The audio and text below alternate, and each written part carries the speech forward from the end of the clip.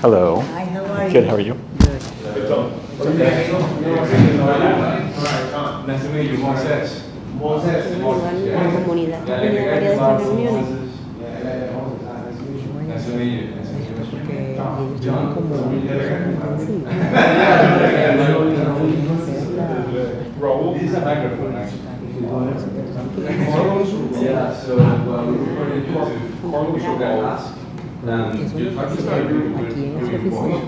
Ellos son como una empresa de marketing y entonces posicionan como una We marca. have tools so everybody can talk and they can be involved in the class as well. Well, you can still call. You can still call Moises for you. Where are you, man? He was asking about Raul.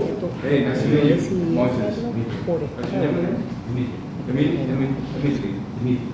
Nice to meet you. Complicado, no tiene que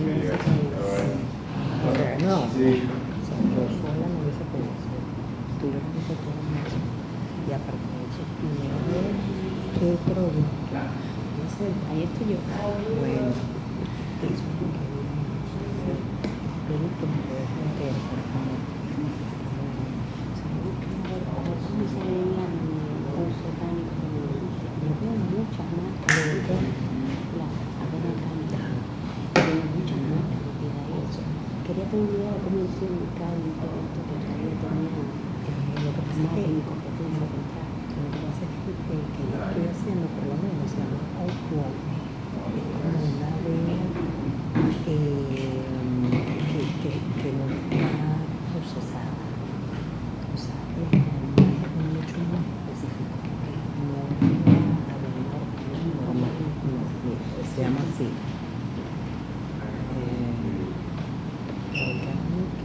Organic.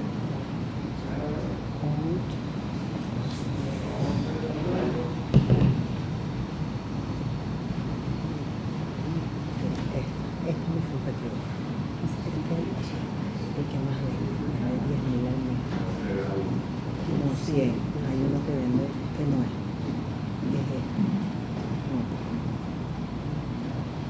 Hay uno que vende 10.000, hay otro que vende. Por lo mío, no importa que tengas como que por lo mío 10 marcas con las que vas a competir, pero no importa. So, water. ¿Quieren un poquito de agua? Gracias. Muy bien. Thanks. Sí, gracias. Si quieren un poco, Gracias. Lo importante aquí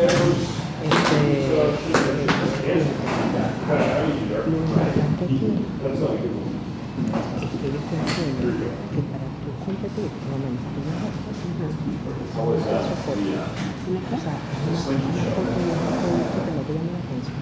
Sí. Yeah, it was great. Except for the disagree with Esto es una arena. he didn't show it.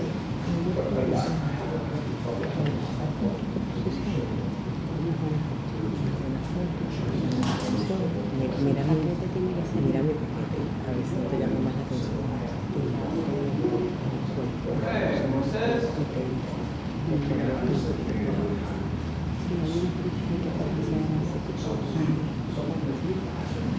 No, el programa.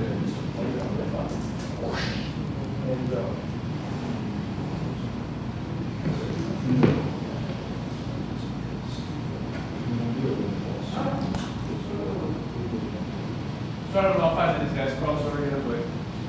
Okay. Come on, you gotta get up and MC, man. You're gonna be the MC, the online seller cruise and the salsa kings. You're gonna be running the whole show here.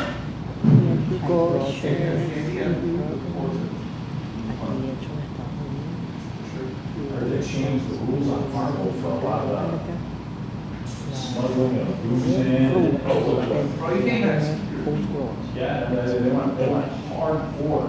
Aquí tiene Yes, sir. una A lot of bad problems happening with searching. Ahora mismo Around no there's se siente very la rowdy groups on there that Pero were ya lo having hicieron. arrests and fights and people were getting booted off cruise ships and like, it was intense. So Carlos, I mean, Carlos said, no more. Está planeando pedir arriba abajo. No more all you can drink plans. No, no, it's really not all you can drink plan. I think it's like 16 drinks a day. But that would get people through noon, you know, that was just like, Yeah. Well, since people are bringing on their own, Ella then it's just like, oh, yeah. So now they're checking every shampoo bottle, and they're checking everything, they're checking everything. There's no more, you know, if you get caught with it, you're off the cruise ship.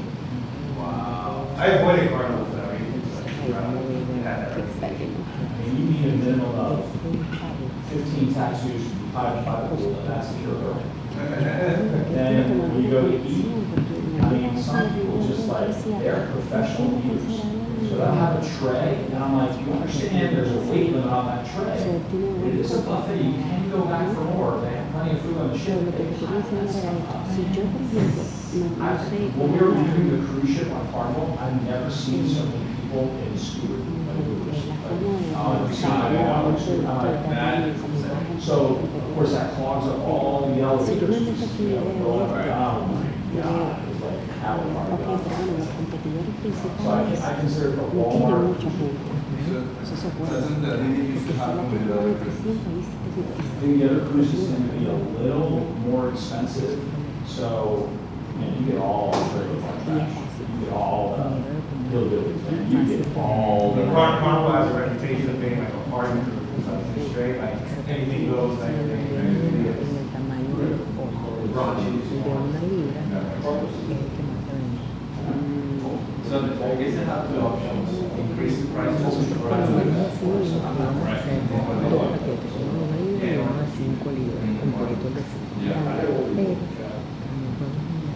Where they in the news? Where they in the news the other day? Yeah, well, all these people on TikTok and stuff Bueno, working ya like, existe paquete, you pero know, te iba a decir que the enhanced version of like cruise deck, like hack people, and it was all AI, like hack like this. And then they were doing like that, as the green screen, they're like, Carnival ripped up, changed, look at all these people. And of course it was people, but it was like GTA double, triple, hay you know, en screen para el sharing. código. Y físico, Like they show the front of the cruise ship, like full of people, and then they made the cruise ship like 10 decks, and it was just full of people 10 times. And it was just like, there's no cruise that ever has that deck. me llegan de una suerte. Yeah, it's hard to see what's real and what's not real nowadays. Like, for example, yesterday's video with Putin and Trump. First, I saw it, I was like, no, this is, yeah, and then I was like, no, this is real. You see the video with Trump and Putin walking in Alaska, and then, like, Trump put like the There's so much to that that you don't recognize in psychology. Like the wider red carpet was Trump, the thinner red carpet was Putin. Trump's tie matched the red carpet. Like, they're all like just, of course, What's your Trump. analysis of what happened yesterday? Not only that, Trump stood on the far side of the carpet, so food would have to walk all the way to the And there's this weird, but I think I don't think anybody, I think they're still negotiating. I think Putin said, I need land, and Trump doesn't have the ability to say, I'll give you the land. So I don't think there's any deal, so I don't think that's why he heard anything. But at the same time, he's like, look, if not, I'm gonna put some sanctions on you, so I'm gonna go talk to the other guys. So we went and called NATO last night, we went and called Zelensky. Zelensky's gonna come in on Monday. He's gonna say, look, you have to give us this and this. If not, I don't know, good luck. I don't know what to say. But he's not really in a position to like negotiate for Ukraine, but he is in a position to say, I'm gonna give you more weapons. And he's in a position of, you know, Russia to say, all right, I'm gonna put sanctions on the button. So he's in a strong position, but you know, can't make these two guys agree. You know? Yeah. And it's hard, especially because each of them have different. But you see the flyover too? I saw the flyover, that's what I was wondering. It's like, hey, just want you to know we got these, you know, kind of thing. Do they have the same? Do the Russians have bombers like that? No, they don't. Okay. And then, and on the tarmac, you saw them all lined up on that tarmac like that. All The Russians still have propeller bombers, Hello, Roman. propellers, with propellers on them. Okay. Big 4-engine propeller jobs. And what's special about the things that were? Yes. They're ghost planes, right? Like no one, no radar. Yes, stealth. That's why. Stealth bombers that can fly halfway around the world. that's why like no country has something like that. For real, not even China, not even. Wow. They make it seem in some like news that they're not that far away militarily, like Turkey, China, and like other countries from the United States, but like it's not real life. Like, we're actually getting super far ahead. You mean technology-wise? Technologically wise and military wise. Yeah, that's true. Well, don't you think that when Trump went to Saudi Arabia and we're talking about all this like AI and they're built over here and all that AI stuff and get all the deals, they're like, oh, they're gonna buy some military force. Don't you think that part of the deal was, hey, listen, we'll buy all this AI and energy from you, but you need to sell us some of your military stuff. You can't sell some of it to us, we want some of it. And gas as well. Well, whatever they got, but But isn't that crazy? Because moving the AI to Saudi Arabia when the AI is already here. they're gonna want their own infrastructure over there. So they're gonna build their own AI factories, but they're gonna need energy. So they're gonna need an energy grid, which is why they need companies like GE Vernova, which are gonna go over there and build the energy. It's not gonna be floating out right. Maybe we'll go with the power plants. Eventually, but it's not there yet. No, we're gonna go with Those are, they're called SMRs. Small molecular reactors, that's what they're called SMRs. So in the future, maybe Kendall will have 3 or 4 little small reactors out at home. maybe Carlos, if we get somebody to bring one in here, like one. Right. That's all that's what we do. We're Exactly. gonna get that somewhere right here. Someone talking about it, yeah. So, A, is that like the slinky still there today? No, he belongs to life. Yeah. So now I see him in the morning, and he'll come over to me and he's like, so I gotta go, what do you think about this thing with my slinky still in there? Oh my God, if I hear any more about his freaking slinky still. Holy crap. And I'll tell him, I'll give him my advice, right? And he's like, no, but there's an implied degree of risk. And I'm like, if you have a fire go, his stove is gonna emit fire. And the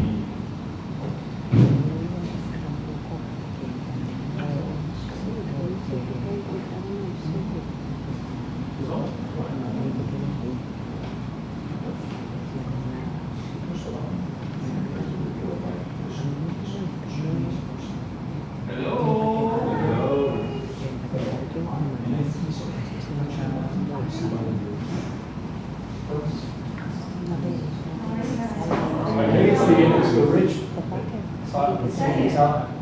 She's got a channel with fish. You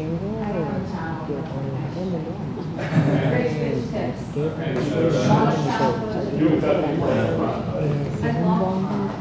how did I go? Y si es una unidad, sí, continúa siendo sí, eso es también hay unos otros. Básicamente, como si son unos porque es una unidad que coger una sala de una y mandar a un mundo, y tú perteneces a mundo y dices, no, es que vas a trabajar en Bueno, pues, porque como te digo una cosa, no sé qué te pasó con tu con eso, pero lo mismo y al día siguiente es jodidísimo. Okay. y el precio de vivir está Bueno, también. ahorita me voy a cobrar 75. Yeah, so when you're shipping in, you can make sure the master boxes are not oversized. Una etiqueta. No, but the same boxes that were originally Pero supposed to ahorita go in, no. I just have them, I Okay. want to Okay. Did you check them? Te voy a mostrar. I would always do each, Porque Okay. yeah, everything, some are Haciendo schools, el but cojito I con don't las really, ricas, tanto I con tumbado. gracias a Dios. Porque aquí adentro hay muchos libros y acabados. En tanto, estoy vendiendo 600 de 60 euros. Sí, porque sí, y me ponían mira, no, a veces me ponían ahí, tú sabes.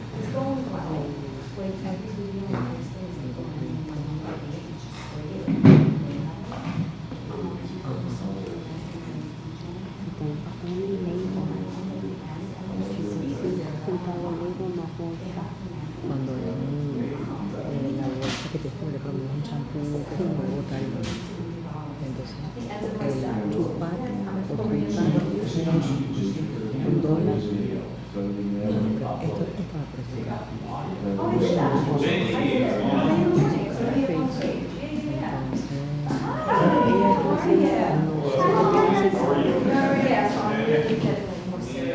Luego decir, si esto no me lo va a hacer, mando todo en una vez, no tengo que hacer nada. Exacto, la verdad me siento que ahora se implica. Entonces, me pusieron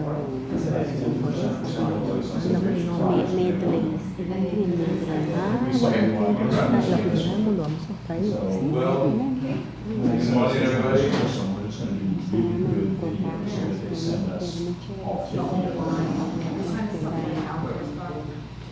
Good morning, everybody. How are you today, guys? I just talked to Carlos. He's on his way. He's gonna come super soon, but we can start talking a little bit. For me to start talking about like what we've been working in content creation and everything. We're super excited because like there's a new move, especially for the private label sellers. There's a new what? There's a new move for private labels, private label sellers, Oh, okay. for private label brands, in how to approach now selling an Amazon. And yeah, like the content creation and everything, not only with TikTok, all the world is moving right now to content creation. Yeah. Actually, when you analyze, for example, the big four consulting firms, McKinsey, Boston, they all talk about how content creation is right now the industry that is growing the fastest. There's no industry in the world that is growing faster than content creation. Actually, the content creators are right now the job that is growing the fastest. And the crazy thing is that no one can control this because content creators are independent. So this is a big move. And usually these content creators, what are they doing? They're selling products. They're selling private label brands. They're selling products in Amazon. And we see that Amazon has seen this since many years ago because they started the Amazon influencer program like 2-3 years ago, and now it's a big deal. Now the same thing that they did with Amazon influencers, TikTok is doing it with the ability of seeing that right away. So yeah, Tom, for example, we've been talking about it, right? How every brand should be moving into that. Creating your emails, having your content creation in that part. So yeah, that's something that we've been doing. We're super excited that we have a lot of the team have been growing a lot. We have Erika worker working on that. We have also Valeria, it's new guys daughter. And we've been working a lot into that, into developing a better system of content creation. Every time I talk to Carlos, it's the insights that we get is that every company should start moving to work as a media company nowadays. What does it mean? It means start writing your videos, start like recording videos, start putting it out what you're doing. At the same time that you're building a way to get these leads into your CRM. So you create videos and you say, hey, DM me if you want to know a little bit more, DM me if you have this free guide. And that way you're getting a list of people. What happens when you have a list of people ready to buy that is interested in the topic that you're talking about? Well, what happens is that now you don't rely on PPC. So now you don't have to be spending every single day a lot of money on that. You don't have to wait for providers to give you the best product itself. You count with your own like force of people to buy. So that's something that I think it's a big deal, and it's a point break in the industry. So yeah, that's what we've been working on. Tom is working a lot into that, into developing a good content creation and everything. So not everybody's talking about this, but that's what we've been doing. And I've seen that our team doing two important things. One of them is getting a lot of results doing the content creation, doing the content creation first strategy. And the second thing is working really hard into documenting everything we're doing, so we can then like expand this process.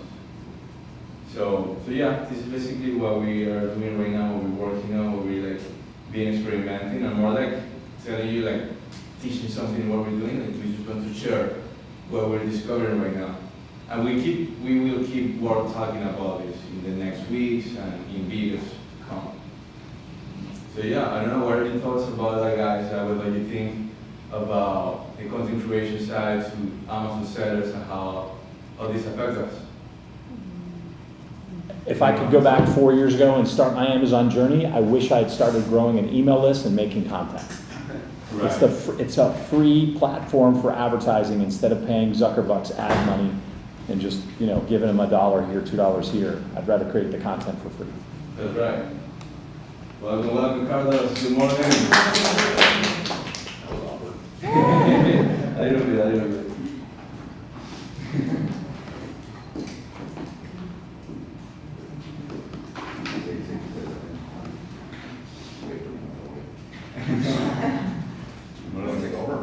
Yeah, perfect. Got it. Well, we can talk both about this. I think that this is a topic that you really like a lot. We were talking about the content creation nowadays and how it's the biggest industry growing and how Amazon sellers can benefit from that. So that was basically like I told them that we've been working a lot about that, and that we have two main things. And the first one is that we're getting amazing results working with content creation first. Our teams don't have like videos that are going viral right now and Instagram as well. And the second thing is that we are working really hard to not only doing content creation but also documenting everything, so we can expand this in the future. And then the last question was how this content creation affects Amazon sellers nowadays. Last questions, that's all. Actually, I asked a question. You're running away? No, maybe we can talk about that. That's awesome. There you guys do. Sorry I'm late, guys. Thank you guys for filling in. I'll answer that question. I need to sit down for a bit. The apologies also for announcing the meetup event for today so late. I'd be fine doing a bunch of things. Some of the stuff Moises alluded to. We're already streaming. Yeah. And the question was what again? How does the content creation influence Amazon sellers nowadays? Wholesalers, product level, everybody. I've been in the content creation period from the beginning, so as a brand owner, content creation helps me drive my own traffic to Amazon to get sales. Dimitri, we're talking a lot in the accelerator about different ways that content can help you get an email newsletter to build an audience, build a community. At the end of the day, you can be kicked off Amazon, you can be kicked off social media. So all these other channels, you're growing on somebody else's land. Whereas an email list, you won't. And if you lose that platform and Shopify's up, you can just send that traffic and those sales there. If a brand new social media pops up, you can just send that stuff there. I was talking to a friend of mine yesterday. I think you know Jimmy and Annette. They have a pretty amazing brand. They have a pretty amazing brand that one day will go on Amazon. But the first thing I told them, I was like, man, you build an email list. Like that's where you start. No matter where you're at as a brand, that's where you should start. What's happened over the years, I see some people that I don't know. I've been selling full-time on Amazon now for over 16 years. And I've exited 17 brands since then. I don't believe I would have exited a single one of those brands had I not started with content and an email list. If somebody goes to acquire your stuff, the email is what's most important. I was going to say something with that and now I forgot. But this other person, like not just getting people on an email list through content, but segmenting them almost from the beginning. Well, I'll show you a bad example of what happened with that. So when we started this meetup group a little over 11 years ago, thank you everybody that was able to come out to the picnic, by the way. Just doing the picnic. When we started this meetup group, there was no business aspect. It was just a meetup. And we met at a dance studio. Andres is one of my business partners that we own. And on Saturdays, we close it down and we go in there. So I wanted to communicate with people and let them know we had a meetup. So we had an email list. But there was nothing to sell. So everybody got on the email list. Now we're in a spot where we have probably 200, I don't know, 220,000 people on our email list. How did you get that? How did I get what? That many people? How are you? That many people on an email list? From It's a tiny little secret. Well, the secret sauce to be able to do that is to have a wife that will let you give up every single Saturday for 11 years teaching meetups. Well, I've hosted over 1,600 meetup events in 11 years. And little by little, those emails accumulate. And then sometimes a podcast episode goes out and someone says, can you send me this? And I'm like, send me your email. So they accumulate.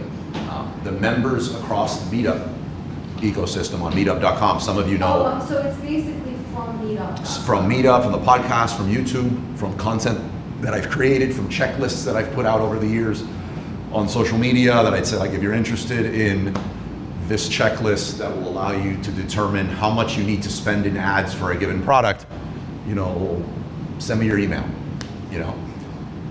We used to have sign-up sheets for certain events that we did, online seller crews, just different things that we've done, from content, from events. But we have this email list, and since I did not segment from the beginning, now what happens is if somebody comes up to me and they're like, hey, I got this really cool offer, let's say that it has to do with arbitrage, right? I have no way to carve out who are the people that are just into arbitrage. Neither mic's working. You're a man of few words this morning. So segmenting is important as well. How content affects the other side of selling is actually coming in as a content creator. I just mentioned arbitrage. I think that model sucks. I don't like it. But what happens is there's a lot of content out there on YouTube that tells you that you could go out and start a brand for $500. That's also not true. So people come to the meetup and they tell me about the 3 brands they want to start for $500, and I can't really support that message. I think it's a lie. I think you're going to lose your money, and it costs a lot more than $500. Even if you're doing it right. Like, for example, I won't put your stuff out there, but you have a small amount of inventory.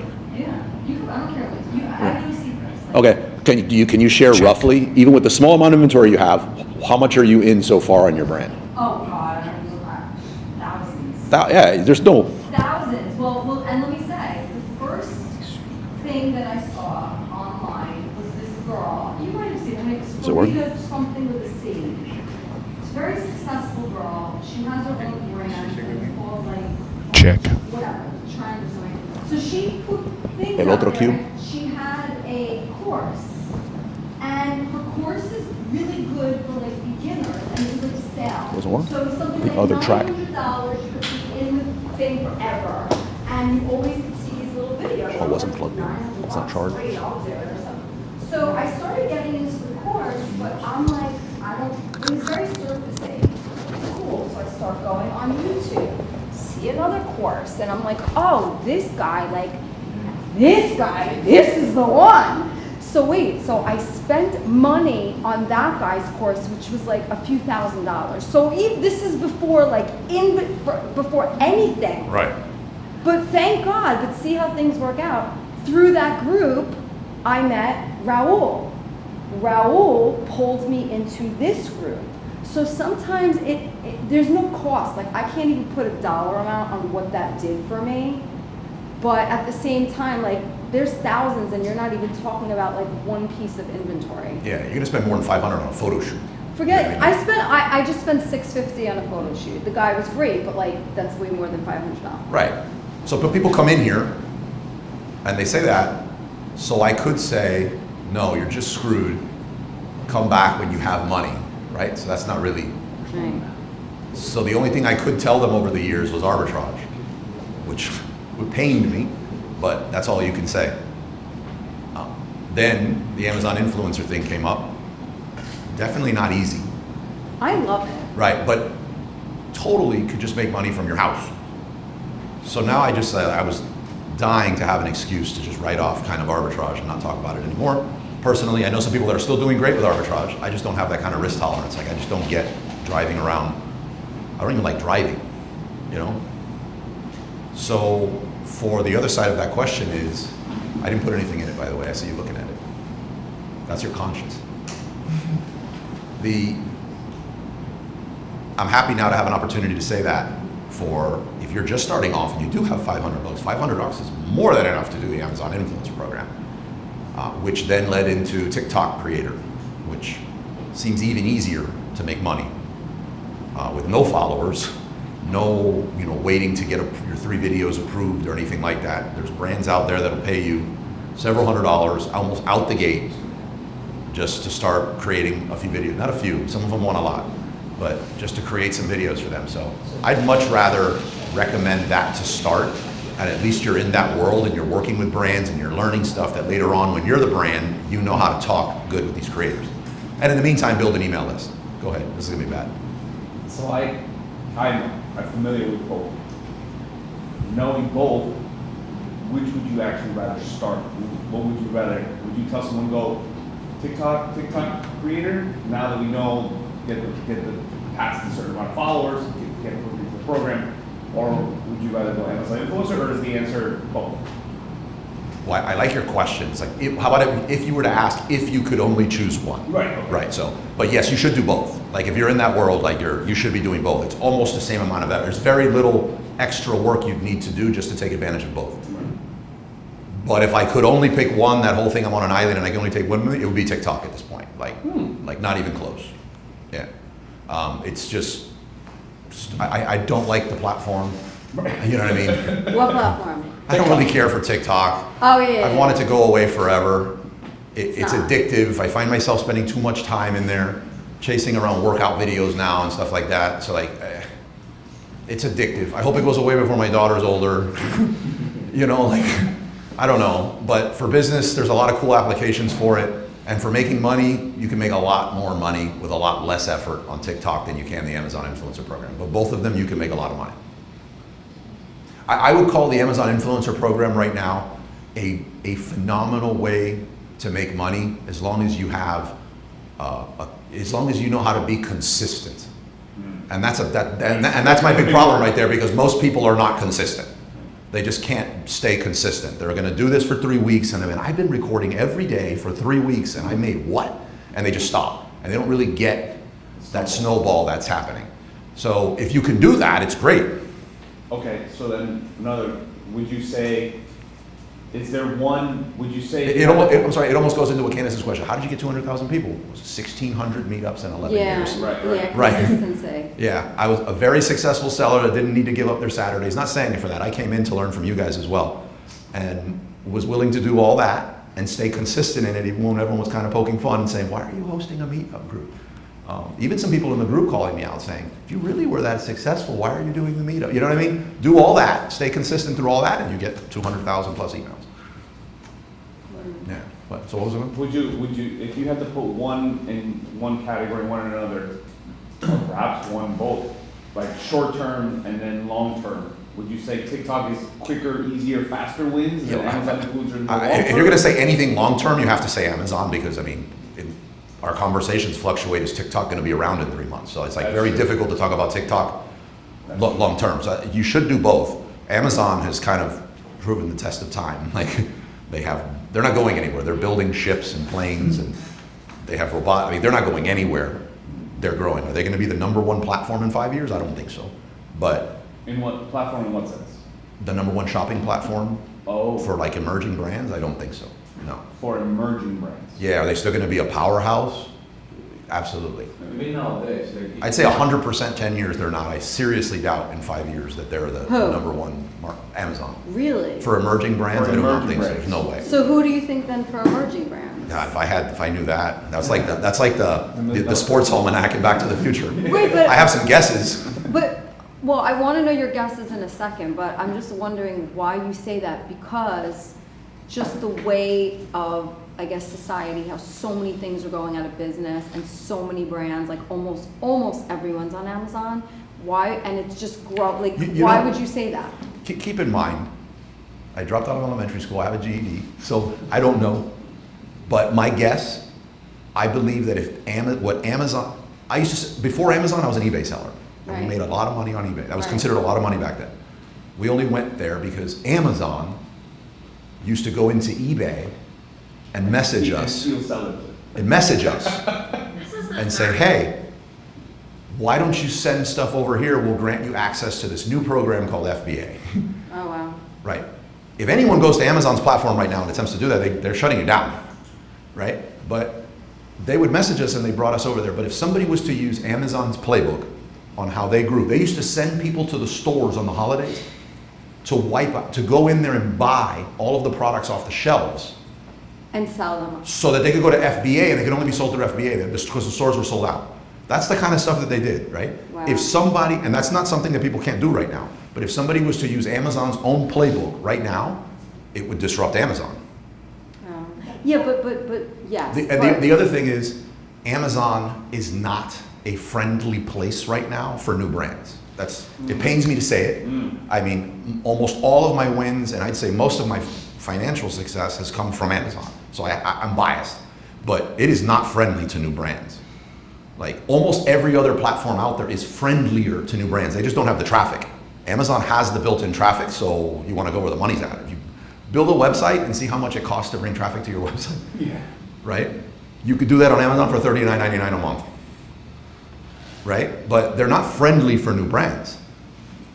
New brands back then, you just list your product. Now you need certifications, you need organic stuff. I mean, you need a lot. Yeah, but I don't blame Amazon because I'm sure I don't blame what them has either. happened to them, they need to do that. I don't blame them either, but the people that Amazon competed with when they started, you couldn't blame them either for why they had all that stuff in place.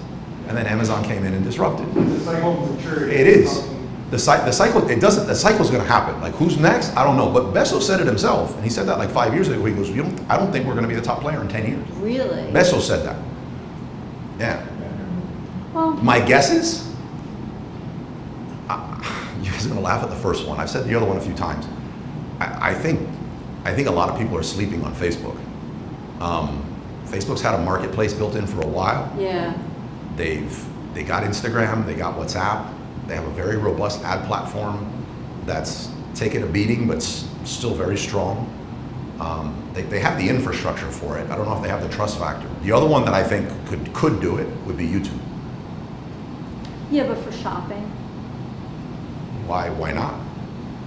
Well, just Google Shopping has existed for a while. Like people shop on Google. Google is YouTube. I don't know. I guess most people, like the regular customer, YouTube, like, oh, I'm gonna go watch videos. I'm not gonna, like, I don't know. For bigger purchases and anything creator influenced, YouTube is pretty much the top player right Like, now. I've never bought or even attempted to buy anything on YouTube. I would tell you what, if the only other people I know that have like a really, like the thing YouTube doesn't have, and that's why it's kind of hard, is like a fulfillment network, like FBA, right? That's important for all of us because no one wants to go back to like boxing stuff up in their garage. But if they partnered with like, to the best of my knowledge, FedEx has an amazing distribution network. Yeah. Right? FedEx obviously broke with Amazon on really bad terms. Like they just wanted nothing to do with it. If they partnered with FedEx, which would be a win-win for both of them, and they had a distribution network that was announced next week, I would be very bullish on that. But what about ChatGPT? I mean, and look at Amazon. They're trying to build a creator. They're trying to get creators to create content on the platform. TikTok's trying to do that. YouTube already has it. You're saying YouTube with FedEx. Google with FedEx. Would be Google, but YouTube and FedEx. Right. Right. They have Google Ads, which is the most robust ad platform out there. They have the traffic. Gemini AI is fantastic. They have all the creators, and they've been taking care of creators for a long time. And you can already buy, some people buy on YouTube. Like, I bought more on YouTube than I have Instagram. What? I was gonna say Instagram. If I'm gonna buy an electronic, I'm going to go check out MKBHD. Like, before I buy any expensive electronics. Or Marcus Brown, yeah, but. So I don't know. I don't know what's going to happen. It might be a brand new company that we never heard of, but I don't think Amazon will in 5 to 10 years. And that's not, we shouldn't be alarmed about that. We should still be doing what we do now. You think eBay would make a comeback? Oh, I don't know. my thing with that is, some of you might roll your eyes. You've heard me say this before. If we had, say, 2 houses sitting next to each other, same cars, exact same houses, right? And in front, same cars in the front, same lawn, everything. And in front of one house, you had a box of Amazon boxes that were just delivered. and another one you had a box of Walmart boxes that were just delivered, which one would you assume made more money? Made more money? Yeah, which of those people, which of those families in those houses do you think was more affluent? Amazon. The one with the Amazon boxes, right? Yeah. Okay. Doesn't mean if it's right or not, it doesn't mean poor people shop at Walmart, but that is a fact. Yeah. Add a third house and add eBay.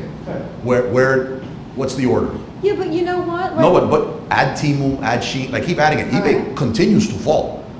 Like eBay can't get out of used collectible auction, even though the majority of their stuff is new, buy it now, and has been for a decade. But they're not, I think the only thing keeping eBay afloat is eBay Motors. Really? I just collectibles, but can collectibles really prop them up, especially with like Whatnot and these other platforms that are doing phenomenal with collectibles? Like they don't own collectibles. But if they did, could that keep eBay afloat by itself? I don't know. eBay Motors could. Like they're big in motors. But you know what? How many times did Madonna rebrand herself? Madonna. How I don't many even know times Madonna. did I'm too young to know Madonna. Yeah, sure. How many times did she? You were there when I'm too young to know Madonna. Madonna's first single came out. Do you know Madonna? No, I know. No, I know all of them. No, but I know how a many few times lyrics. did she rebrand herself? A lot, but you're talking about like somebody who was like a rebrand queen. I know, but I'm just saying I don't think it's totally impossible for a company It's not. that big to like totally have a complete makeover and It's not. rebrand themselves. It's not. But look, about 8 years ago, you could look this up on YouTube. Some of the C-level executives at eBay didn't like some of the reviews that this eBay seller woman, who'd been selling like $1 million plus per year, was leaving and talking about eBay. They collectively defecated in a box What? and mailed it to her. Yeah, they took a dump. People from eBay. The C-level executive, they're guilty. They were found guilty. This Okay. is fact. Uh, How do you have somebody that hired C-level executives that had the time to track the reviews of this woman and then defecate in a box? yeah, but nobody knows that. They do. Well, some people don't know. What I'm saying is I think eBay's problem is they're like internally like stage 5 cancer. I think they're done. Well, I just Like- fine. You could be right. I just want to say this. Like one of the I used to love it. Most of my e-commerce I learned from like foundational on eBay, but it's just bad. There's a hotel that I work at, one of the W hotels. So what they did was a company bought it, Oh. okay, and they came in. They're like just cleaning house. They're renovating this, and they're just gonna do get all their own people. But the infrastructure, whatever, everything is like there. But they're going through this whole rebrand or whatever. I'm just saying, these companies have the money to do it. Sure, it's totally possible. Yeah, I would put that as the least likely, yeah. but who would want to buy eBay? Who would want to what? Look at do you know when I started selling on eBay? eBay would give their sellers health insurance. No way. Oh yeah, yeah. No way. Yes, you got health insurance. But did you have to sell a certain amount? Yes, you needed to sell over $1,500 a month. No way. Yes, gross sales, and you'd be a silver power seller, and you'd get health insurance. If you sold $10,000 a month, you got car insurance. I don't know why that was in that order, but you got car insurance. Yep. Yeah, but if they did something like that now and rebranded and did that, eBay bought Skype. Way back when everyone thought Skype was stupid. eBay bought Skype. Back then, you could have a video to live stream with your seller to discuss the product. oh wow, that's very cool. Yeah, this is before like fulfillment networks, right? They were so ahead of their time, Wow. and they let it go. Imagine Amazon it's had that? leadership. I think it's leadership. Yeah. And I think it's middle management, leadership. I think eBay goes out. I don't know why I'm on a rant. You guys touched a nerve here, but I think, you know how eBay goes out? I think all of their sellers die. Go to an eBay event. Like the average age is like 65. I think the sellers are going to die. Bro, te dicen to you, yeah, they're gonna hate you now. Well, if you guys were here for the eBay, look, one more thing and then we'll move on. eBay came here to host an event. And the only reason they did is because somebody I know and respect a lot, Patty Whitlock, wanted to do it. Great seller. We had banners up there at the top. 2 of the banners had the word Amazon FBA in it, right? Because they were service providers in the network. We were giving them the event to use for free.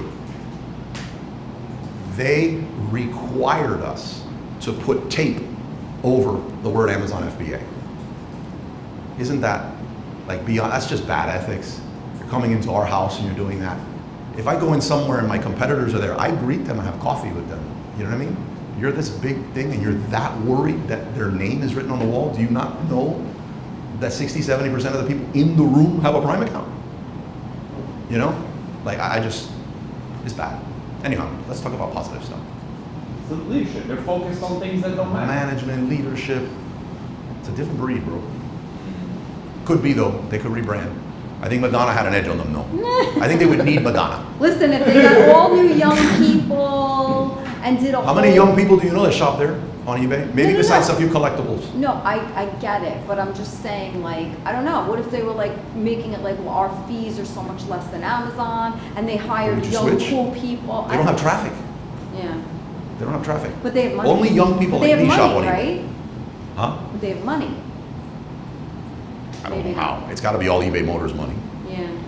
They don't have YouTube money. They don't have Google money. They don't have Amazon money. But they got money. They got more than me. So, the e-commerce. Did you see what you started with that question, bro? So what not? It's a failure that is only that. Oh, we got somebody in the group. We have a power couple in the back that's pioneering whatnot for the group.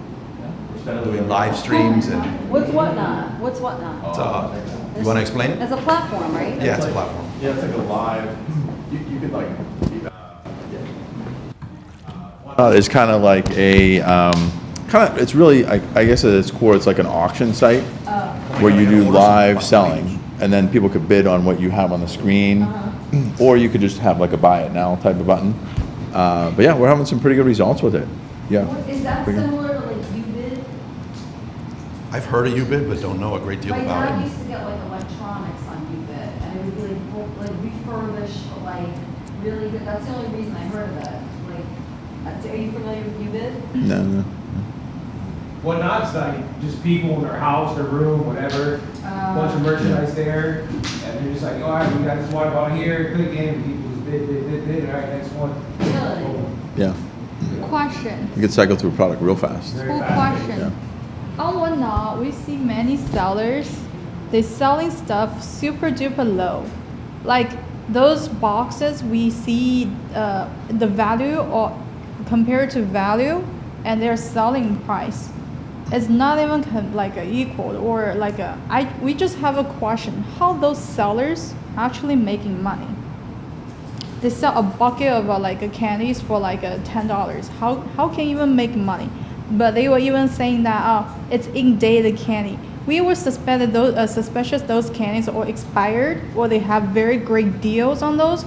But how can you even move that such a big USPS medium-sized box for $10? How? Well, sometimes it's just the seller doesn't know the economics of what's going on. Like,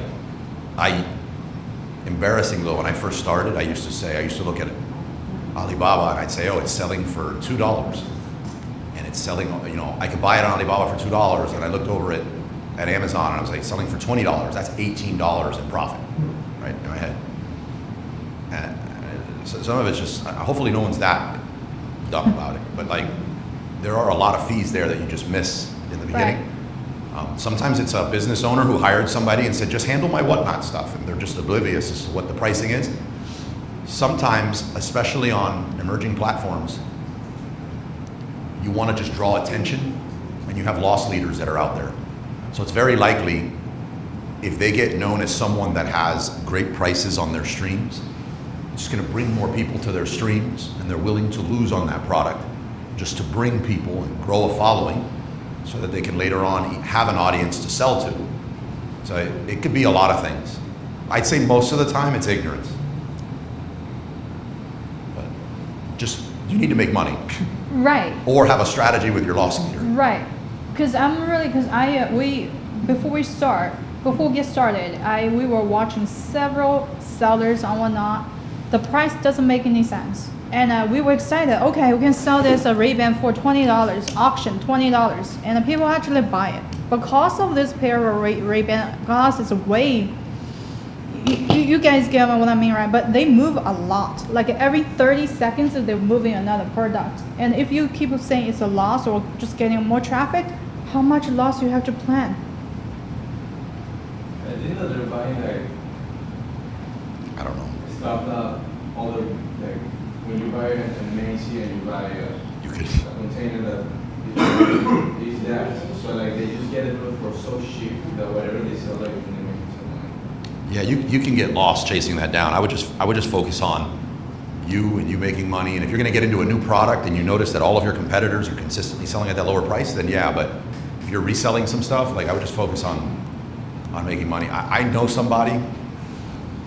I mean, I don't associate with him anymore, but his entire business model consisted of, before they had Amazon rolling reserves, like you know how you sell right now, Amazon holds like, I don't know, depending on your account, 2, 4, 6 weeks worth of your money, and then they disperse, 6 weeks later what you made in week 1 and week 2, which is horrible for cash flow.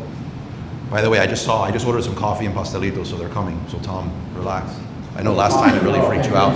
Tom's hands are Get shaking. the I see insulin it. needle ready. For those of you that are healthy, guava is a fruit. Guava is a fruit I can't eat on camera because Victor might see it. But, so that's on the way. So what he used to do is he used to buy boxes, like U-Haul shipping boxes. I don't know, $1.50 a box. And he'd wrap rocks, and he'd put rocks in the boxes. And then he'd send those to FBA and say that they were Vitamixes, like $650 Vitamixes. And he'd send in hundreds of Vitamixes. And what would happen is, before the rolling reserves, is your money dispersed the minute the 2 weeks hit. For everything that was sold and shipped through FBA or marked as shipped through merchant fulfillment. You with me? Yeah. Those Vitamixes sold for $650. Once a month, this guy would list these things for $500. It's ranked like 3 BSR. He'd sell it for $500. You can't buy them for $500 wholesale, right? And everyone would look at this thing like, what's going on? And he'd sell them, and he'd sell $500 at 300 plus units. He'd wipe it out, they'd disperse the money, he'd shut the account down. By the time he received the money, people were just starting to receive their Vitamixes and complaining. No way. That's what he did. And then he'd go open another account. This every years. He owns houses around this thing, right? All his electricity, had all the nicest stuff. Still does, actually. This is what he did. But if you were looking at that, there's no way there's no way you would know. You couldn't imagine it. Yeah. So like, I wouldn't. More than likely, it's someone that just doesn't understand how business works. But it could be so many things, and the time you spend trying to figure that out, you could spend doing anything else in your business to be more productive. Yeah. Right. Yeah. So Amazon eats all that. Amazon eats all that, yeah. Now they'll chase you down, but that's why they have identity verification now to get on your account. That's why they have the rolling reserve, so they can't get hit like that. That's why all that stuff's in place. Yeah. Brian Dixon, ChatGPT has announced that your recommendation link will be paid Amazon affiliate links paid to OpenAI. Can you optimize listings? Can you scroll up? That's the question. That's pretty smart. So ChatGPT is going to make money as an Amazon affiliate. That makes a ton of sense. Wait, how does that work?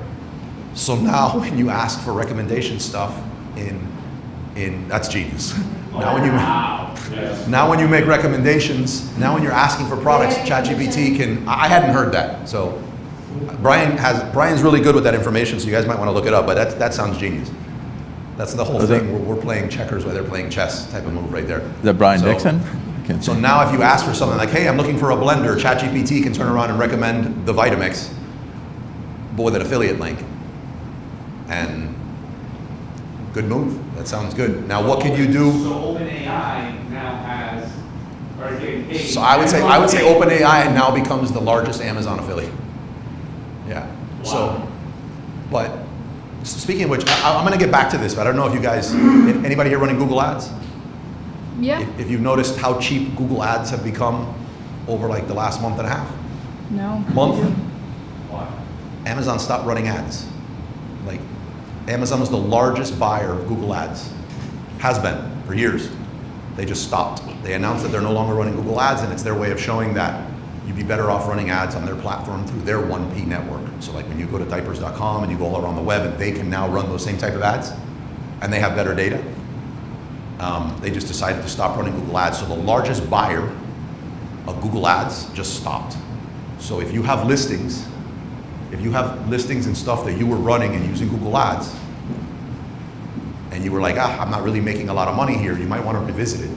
Or if there's certain keywords, like say you have a brand or some products that wasn't an Amazon play, but you were competing for the same keywords, I would revisit and go check it out. Amazon's no longer running Google ads. But okay, so I think Brian's question here is, can you optimize your listing to be more attractive to ChatGPT so that they can serve you up better when it comes to stuff like this? That's a great question. I would say that has a lot to do with Rufus on your listing, which is the AI shopping assistant. We're talking about ChatGPT and its AI. My guess, I don't know. I have not seen a new section on any accounts that show, here's the keywords for ChatGPT. And I think we would have all heard that. But imagine it's the same though. Yeah, I mean, Rufus is available for everyone. I'm assuming someone like OpenAI would get permission from Amazon, but they technically could just tap straight into Rufus. And ChatGPT can tap into Rufus. I can't imagine why not. I mean, there's softwares out there that are doing it. So like ChatGPT will have to ask, basically will have to do the research inside the machine. I have a GED, I don't know how that works. But like, for example, when something happened to us, when I was working as a food truck, I asked a guy, how do you get to know?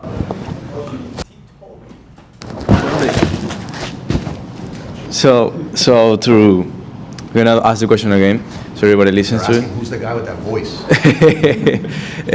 So we were at the food truck. I was at the food truck working, and I asked someone, "Oh, how do you get to know about us?"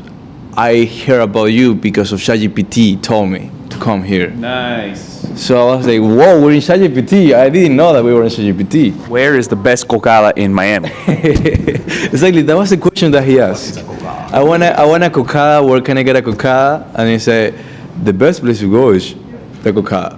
And he gave the information. So That's how ChatGPT sounds to you?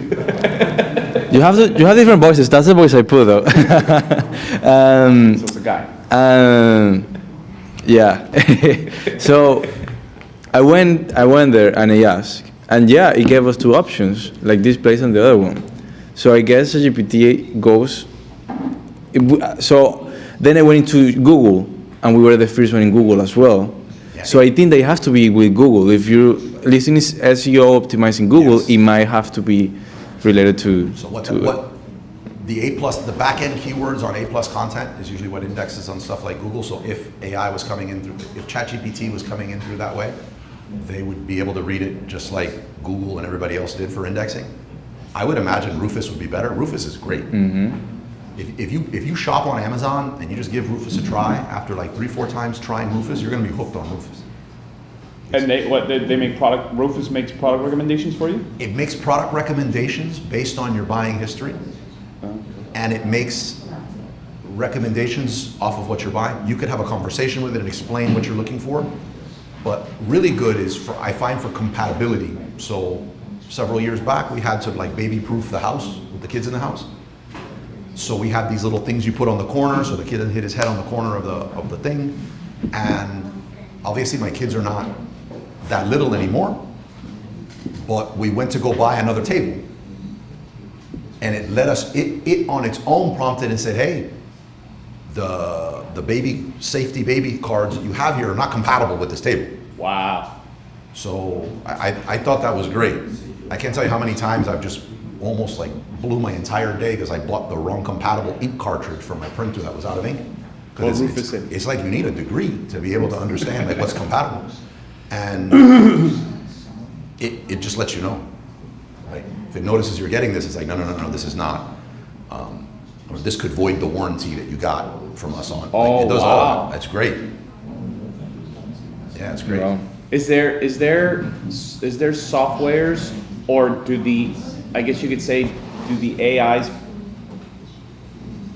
plan on communicating with each other, or I don't like this is saying, like, Sounds like Terminator.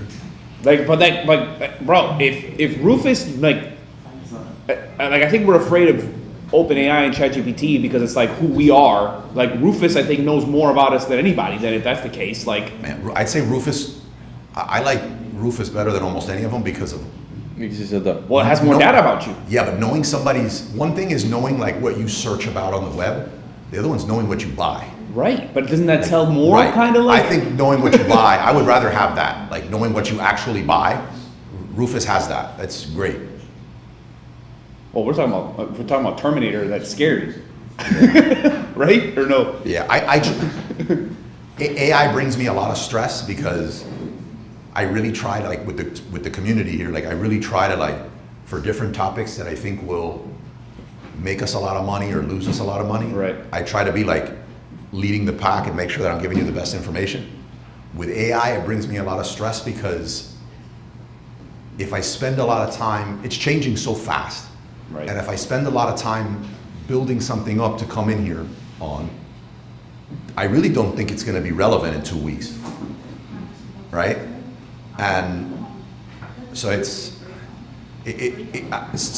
the history of the meetup group, that topic has brought the most stress for me as far as content. I'm of the opinion now, but it could change in a week, that there's a lot of those AIs that are out there now, since we just say ChatGPT, but the video ones, all this other stuff that we shouldn't be doing.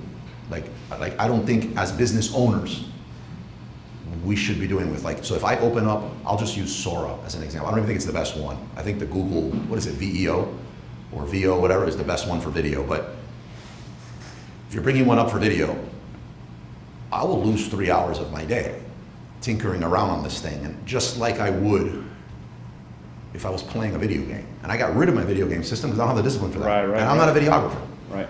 So the best that I could create with an AI video is much better than what I could, but it's nowhere near what somebody with video skills could create if they had AI. So that's kind of the filter I'm putting across the different AIs. So if there's an AI that's phenomenal for research, who on my team is the research person? Right. Arm them with that. My video team, arm them with that. I shouldn't be spending 30% of my day trying to keep up with the latest changes across several different departments of AI. Personally, my strengths lie in strategy, in identifying trends, not like fidget spinner trends, but like where I think things are going. And so far I've been very accurate with that. So I do use a lot of Gemini for brainstorming. And that's very valuable to me. I used to just pay a person or two to just be in the room with me so that I can bounce ideas. I don't need to do that anymore. And I'm actually getting better input. So, but that's my superpower. I think you should find out what yours is and then embrace that AI and just kind of give yourself permission to not go look at these other things. Maybe keep an eye on what's happening and how it can affect you. Do that whole extinction level event exercise that I've told you guys about. Like put yourself out of business every few months and like, how could I put myself out of business? Like, what could I do? And see if there's an AI that's come out that's could hurt you. Like, yeah, that's my 2 cents. Yep. Carlos, I want to say something to the whole group. You could throw a rope to the frame. Really? Oh, chest. You know, we had a presentation this week in my company, and the Miami-Dade College is offering several degrees in artificial intelligence, and those degrees, they are free for residents in Miami-Dade County. So you have 2 certificates, an associate in arts and a bachelor in arts. So go ahead and register, because if you register and you live in Miami-Dade County, classes are free. That's awesome. You shared a link too in the Yeah, Telegram, I shared the message, but I couldn't copy the link. Send it to me and I'll share it. Yeah. Okay, I send it to you also. Thank you for that. It was a link about a meeting where they did a presentation. Can you imagine if all of us went in that class and we You started can go. asking You know, what happened Professor's is, gonna freak out. you know what happened? Apparently, the private industry provide, I think, $5 million to Miami-Dade County to prepare a class in artificial intelligence because they need professionals. So the presenter was saying, if you stay with us 2 years, we guarantee you a job. So currently Miami-Dade County needs people in artificial intelligence. So this is why the college is preparing that. Thank you for sharing that, man. Why is it only to Dade County? That's unfair. It should be say entire South Florida. The what? Tell them this is your other home here, and this is technically. No, in Dade County, that's where they offer it for free. Not other counties. Anybody else have any other questions? Where the 2 to 3:30 portion of things is kind of in this same vein. I have some things that I want to just bring up that I think are working in 2025 that we can go a little deeper on, but we can still, bounce back and forth with any questions that anybody has, Amazon related or starting your brand. Yep. Yeah, it's about content creation. Yep. Like as Tom mentioned earlier, if he starts right now, he will start creating this email list, right? And the question sounds like, if you start now, where we will begin with content creation? Yeah. Like influencers, I don't know, YouTube, social media, email list. So maybe practical step-by-step instruction, but just for a few minutes. Like, for email list, you already told a few things, how you did it. But if you start right now in actual days, how you will do it right now? Okay. Not to mince words, but just to be clear, I do a lot of different types of content creation, but I didn't start all of them at once. So I think you definitely should not start a whole bunch of different types of content creation at once. Also, a saying that I like to put out there is content is king, but distribution is queen. So if you spend too much time focusing on content, you won't learn about the distribution. And that's a problem. Then you just have a Google Drive full of some cool stuff that gets outdated pretty fast, right? So it's very real, trust me. It still happens to me sometimes, and I know. So that's one. Two, you mentioned, you already talked about the email newsletter stuff, but what would you do if you were starting? An email newsletter specifically, is a form of content creation. Right, so that is content creation. I think a lot of times when we think of content creation, you're just thinking of maybe a long form YouTube video, a video short, or something that goes viral. And those don't chase that. Like, you don't need it for your business. As a matter of fact, most businesses that do well with content creation, selling products, don't have a lot of viral videos, if any. You don't need a viral video to sell a bunch. So don't get hooked on viral, otherwise you're going to think your content sucks all the time, right? So just don't do that. Too many people try to sell, teach you, go viral, guaranteed, do my tricks and go viral. Don't. It's 1 out of every 10 to 15 pieces of content that you create will break out to a new audience, period. And the degree at which it breaks out, for you may seem viral and for other people might not, but that's how it is almost for everyone. If we're talking about business, if we're talking about entertainment, that's a whole other animal, and I don't even think you should try to do that. But creating content, creating an email list for your brand, that is content creation. I think it's the easiest one to start, which is why you hear me talk about it so much in the group. Was there other forms of content creation though that you wanted me to touch on? Like, I do think it's important that you consider the medium that you like. So written, audio, video. If you're just like, I am super passionate about audio, I can show you a lot of cool things you can do with audio for content creation. But why make it more complicated than it needs to be in the beginning? Yeah?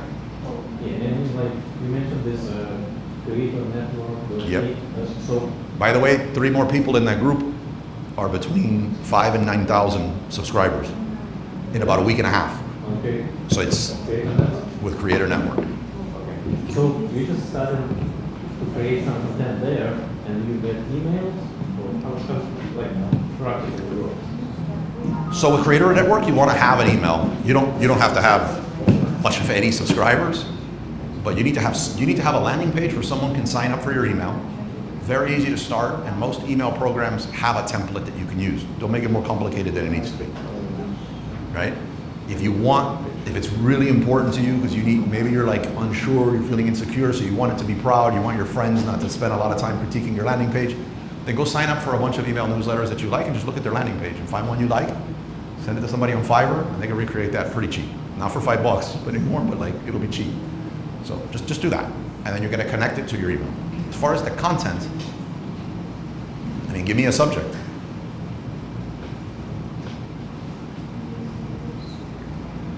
How often would you send out newsletters? Minimum weekly. Yeah, I think, I don't want to, just think weekly for now. And it's really not, I'll show you some tips that you can do now to where it won't be that complicated, and you should be able to, in a period of like an hour or two, get like the next 4 months of your emails done. Like it doesn't have to be, you're not going to be writing every day or anything like that. It's not that complicated. But I think with the explosion of AI and poor quality dopamine inducing content, like think about it, before we just had to sit there, and the worst thing we could imagine is one of these people trying to ask us to give a donation for some amputee kids in another country, or a dog that looked bad and you felt bad the rest of the day. But now it might be a gorilla talking to a penguin, you know, like and it looks really good. So it's distracting, right? So the more people are distracted, the easier it is for them to forget about you. So monthly email newsletters, you're really not grabbing much attention from people and keeping their attention and staying top of mind at a monthly, so it's weekly. It's very possible that it can get to 2 or 3 times a week, depending on how much more distracting the email is going to get. But look at that as a good thing. Like right now, doing any content seems intimidating to you, but you know who's not going to do 2 or 3 pieces of content a week? Your competitors. So as long as you're willing to do what they're not going to do, that's great. I love when things get more complicated, but my competitors are lazy. So like, they're not willing to do what I'm willing to do. So like, yeah, so like, that's a good thing.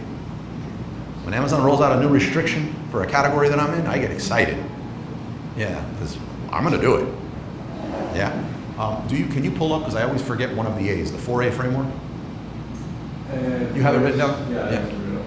I'm gonna show you a framework that I use for content, just to show you really quick, regardless of the medium of content you have. Because what happens when you get into content with a newsletter, the question that we could get to that you're gonna be most nervous about is, what do I talk about? Like, what do I actually say, whether it's a video, podcast, or newsletter? So I use this framework.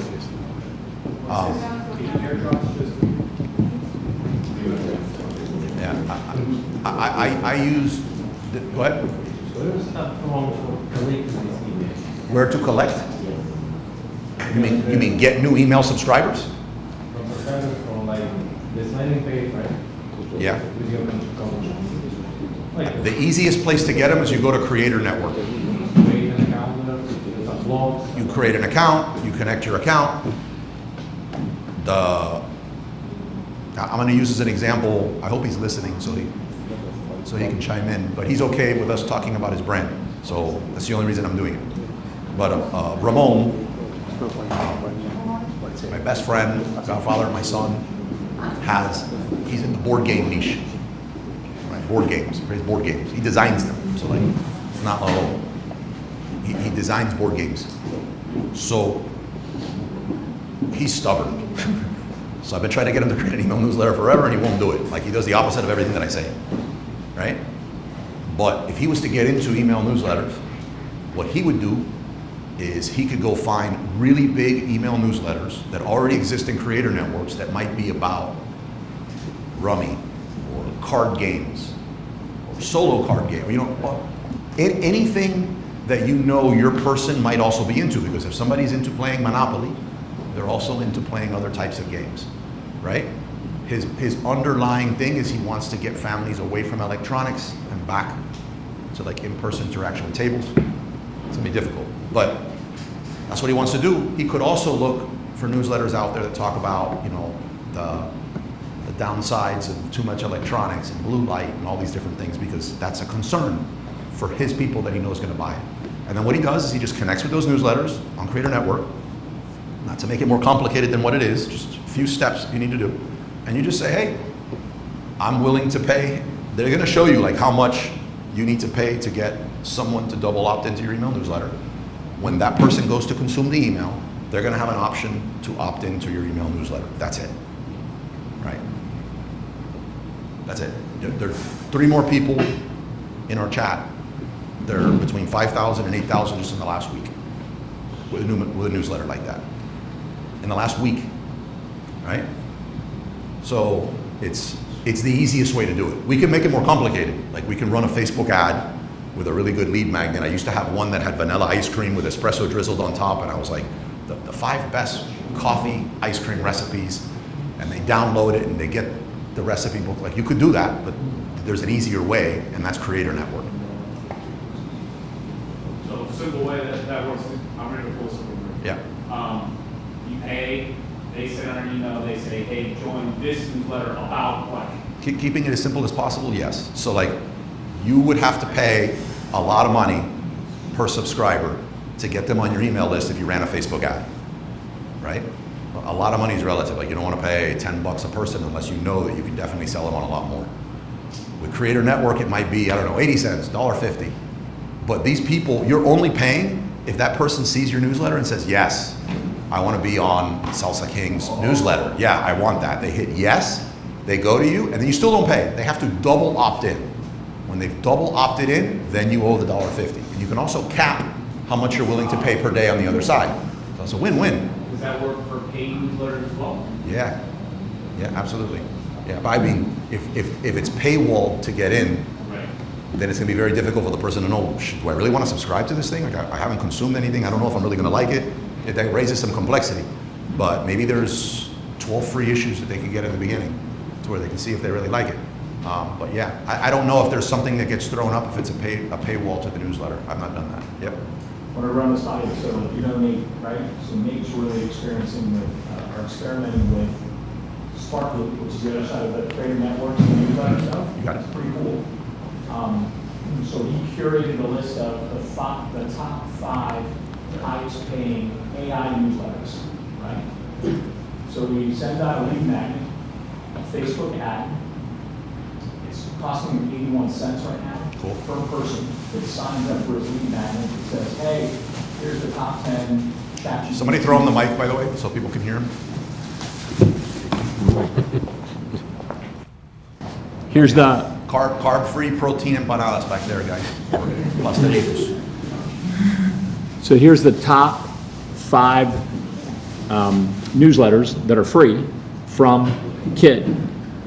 So he sends out a lead magnet and said, hey, listen, I need your email and I'll send you the top 10 ChatGPT codes or whatever that is. So someone says yes, they send the email to him. Now he's got their email. Now he can email them whatever he wants. So at the same point when they're actually accepting it, a pop-up page comes up and it says, since you're interested in ChatGPT codes, there's also these top 5 amazing AI newsletters.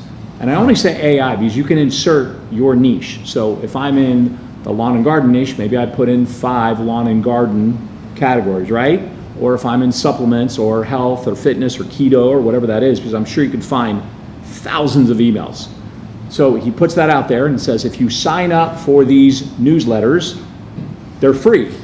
So when they sign up for the newsletters, they pay him anywhere from $2, $5, or $8. I think there's one called Texpresso that pays like $8. Right, because the AI niche attracts a higher dollar amount per subscriber. So now he's getting paid for getting people to sign up on these other newsletters, right? Mm-hmm. Which is more than what it's costing him to get a person. So he's making more money than what it's costing him to get people for. So it's costing him $1, but let's say he's making 3. Let's say you don't sign up for all 5, but you sign up for 3. So he's making $3 and it's costing him $1. You could probably pull, in your niche, you could probably pull something off similar in the finance niche because people would pay a lot more than what it might take to acquire. But even if it's break even, right? What just happened? I just got an email from someone in my niche that I could then advertise or target ads for, so I can grow my email list that way. And then here's the other thing to do is that if you grew your own newsletter, so let's say I'm in the finance niche, one of those 5 would always be mine, right? So here's the top 5. You know, maybe it's Money Magazine and there's Tom. So okay, so I can now advertise mine in there too, so I can grow my email list as well and get paid. So there's kind of like a pretty cool way to grow an email list almost, and I'm gonna say this with a caveat because it's not my idea, it's Nate's, but almost, and in his case, it was in free. Miami, it's your idea. In Miami, it's my Nate's idea. not in Miami. Right here, it's my idea. The genesis of And it we started claim right, everything in Miami. right here, that's it. So that's a pretty cool way to like, not only grow an email list inexpensively or almost at break even, but also to incorporate your newsletter and grow your newsletter if that's what you want to do. So for what it's worth, that's why I said when I first came in, growing that newsletter, growing that email and that newsletter should be probably tip of the spear, easiest way to do it, not Yeah. digging into your pocket. I mean, it's pretty. If you're a brand owner, you want to be a brand owner, whatever the case may be, you want to be growing your email list right now. The cost of advertising on Amazon, Did you realize? it ain't gonna go the other way. It's going up. Like, so if you have a food product, if you have a replenishable, that's good. You know, your margins are probably usually lower than what it is, but you can start building up that subscribe and save, or subscription or whatever on your site, on Amazon, all that. But you sell like a one-off knee brace and some other stuff like that, you're in for a world of hurt as these Amazon ads start going up. You're gonna need an email list to start being able to direct some of your own traffic. Like, you're gonna be in a lot of trouble about another year and a half if you don't do this. So like, I know that this group's not gonna turn into like an email marketing, meetup, but it's gonna come up a lot because it really is one of the more important things that you need to be doing. You should be doing it in any business you're in, but extra important right now in the Amazon private label space. Yeah? Did that kind of answer the question? If there's other mediums of content to talk about, we can. The reason I don't lead with video is there's a lot more complications with video. Right? Like Moises could tell you, like I'd say Moises already knows more than like 85-90% of people when it comes to video, but he's had to live and breathe it for like 6 months, right? And it'll blow your mind. Like it's not. No, you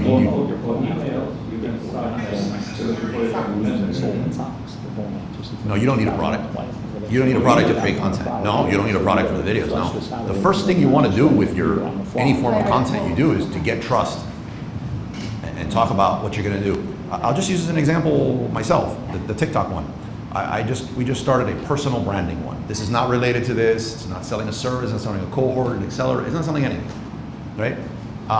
It's at first going to be just a person. I got to get people to know and like and trust me. I didn't mention. I think I got 40 videos up there. I mentioned Amazon once, right? And it did the least. It did the worst, by the way. But 2 months in, we're at 12,100 followers on TikTok. Instagram just started popping off. YouTube starting to pop off. I didn't mention I'm selling anything. I'm not even sure if I want to sell on the platform. With what I'm doing, I have nothing to sell there. You don't need anything to sell. Like the first step you need to do is you need to get views if it's a video. You need to get subscribers if it's your email. You may get to the point where you never want to sell anything directly. You just want to create a whole bunch of value and have other people pay you to insert their offers in there. Like, you have all the time in the world. What I do think is important, and it's something we've been talking about a bunch, is you want to know your general category before you start. If you know, it's enough to know right now that you want to be into beauty. Right? If you're unsure if it's a skincare product or a hair care product, that's okay. Right? That's okay. But like, yes, at some point we want to niche down, but like, it's enough. You need to know the category though before you're going to do that. That's it. And then you start. If you're here and you're like, hey, I want to start a brand, but I have $50, you can start your email newsletter, right? And build that thing until it's paying you. And you have a whole bunch of people, and you can then later on decide to sell the product with that money. But you don't need the product now. As a matter of fact, having the product will actually hurt you, because when you have the product, you're going to think, oh my God, I have to write about my blender. No one wants to hear about your blender. You know what I mean? Like, no one wants to hear about your blender. No one wants the journey. They want the destination. Right? No one wants to know about how fast your blades go and breaks up your potatoes. They just want to know what that thing tastes like and what it did to your body. Would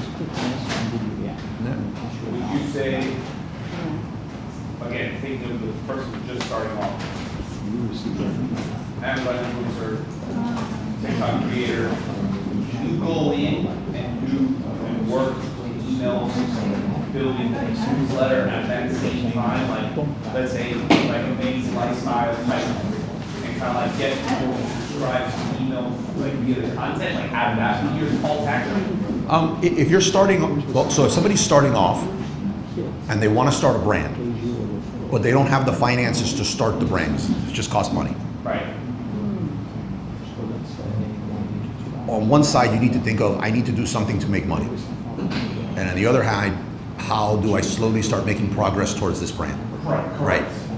But let's stick with beauty again. Let's say the brand you want to start is in the beauty, which is very complicated, right? But it's beauty.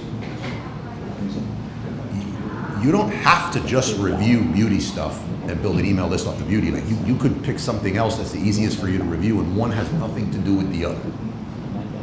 If you know you want to get into beauty, and thank you. If you want to get into beauty, and so if you want to get into beauty,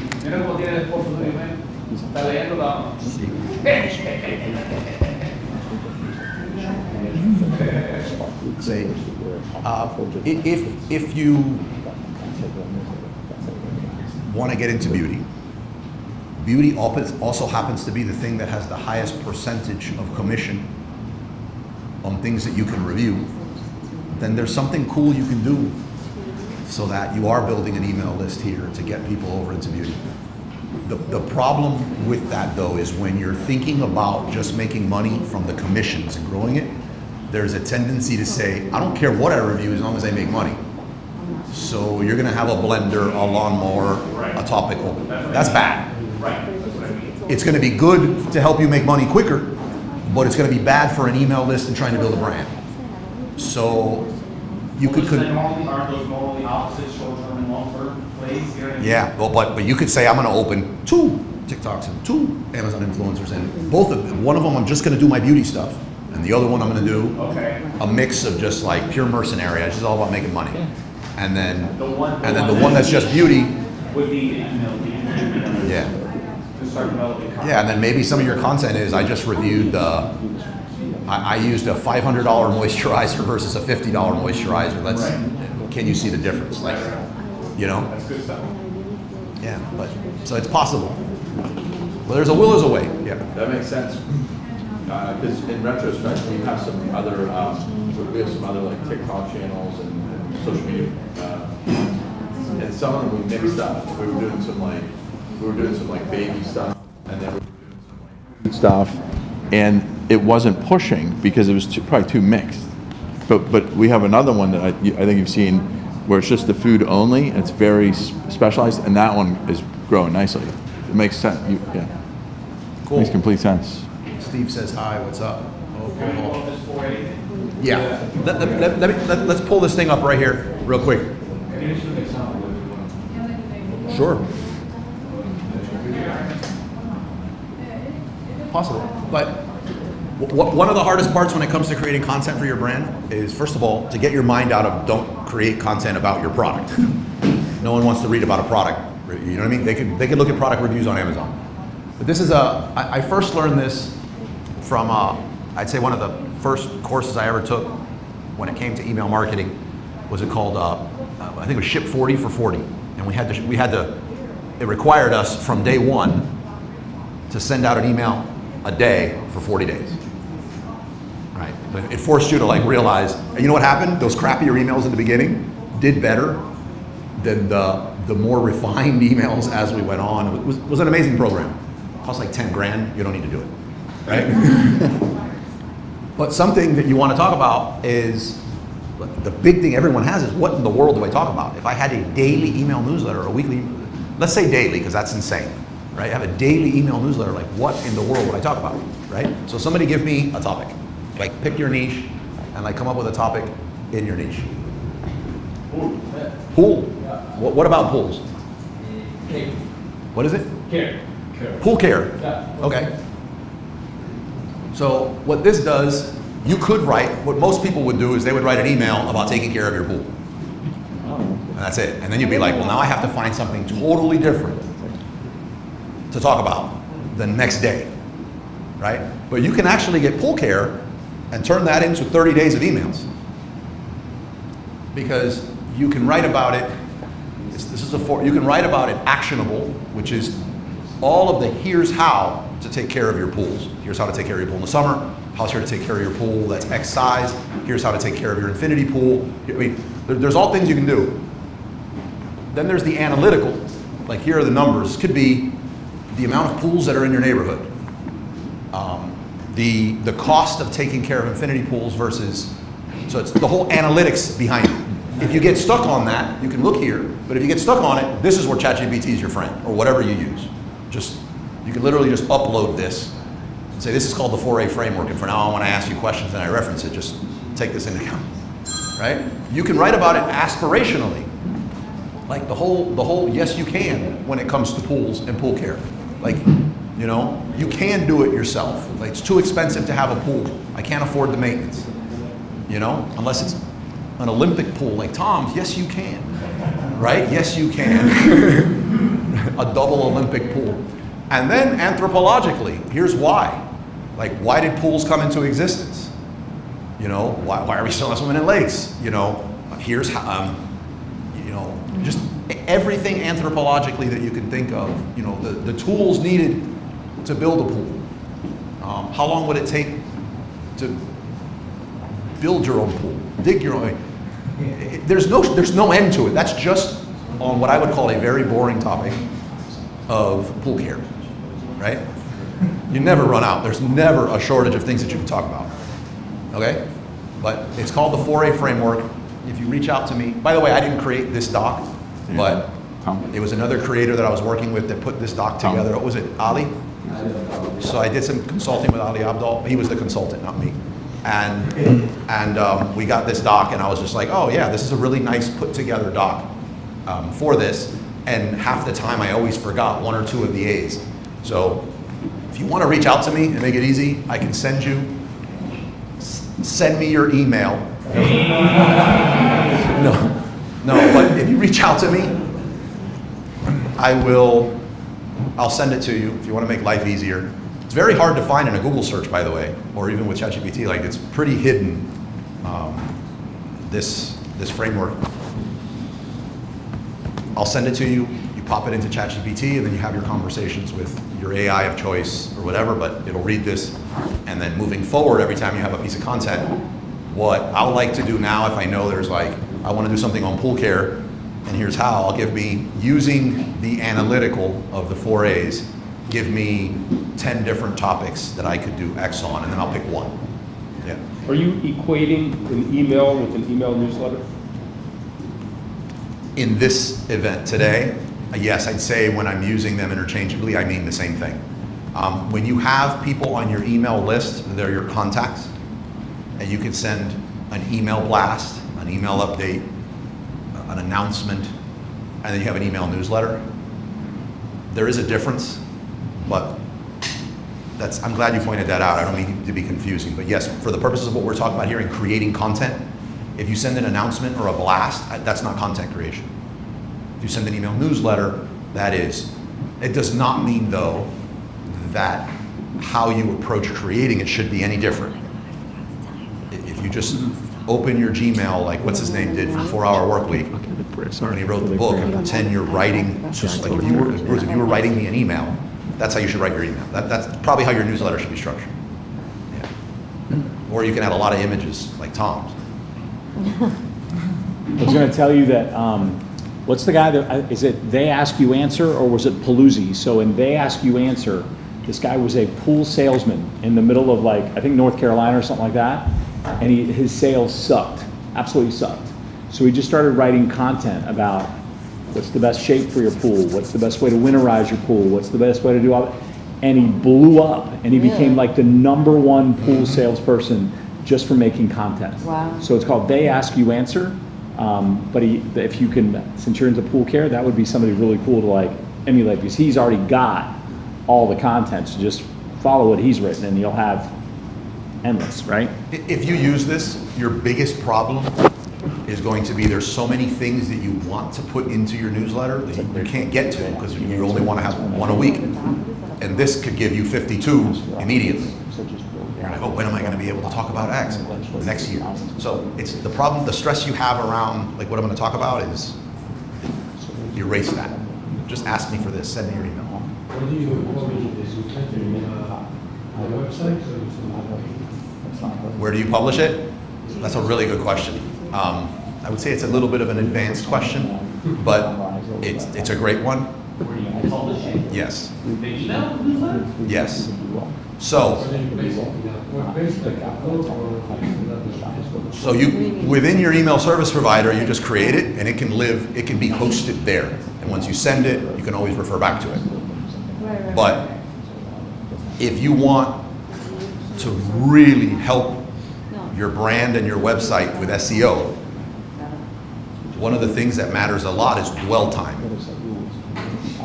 So dwell time is the amount of time that somebody stays on your web page. So you'll notice a few really savvy email creators, email newsletter creators, and what they do is what they want to talk about in the newsletter might be longer or on the longer side, more than 2 paragraphs. But instead they put it into one shorter paragraph that's like a hook with a read more. When the person clicks on the read more, which the only people that are going to click on the read more that really want to read more of this anyway, and that's really the only people you want going to go do this, that goes to your website. What happens is now they're sitting on your website reading an email newsletter. So you're getting the dwell time benefit, you're getting the open rate, and you're actually seeing the difference between who's just opening and who's going to your website.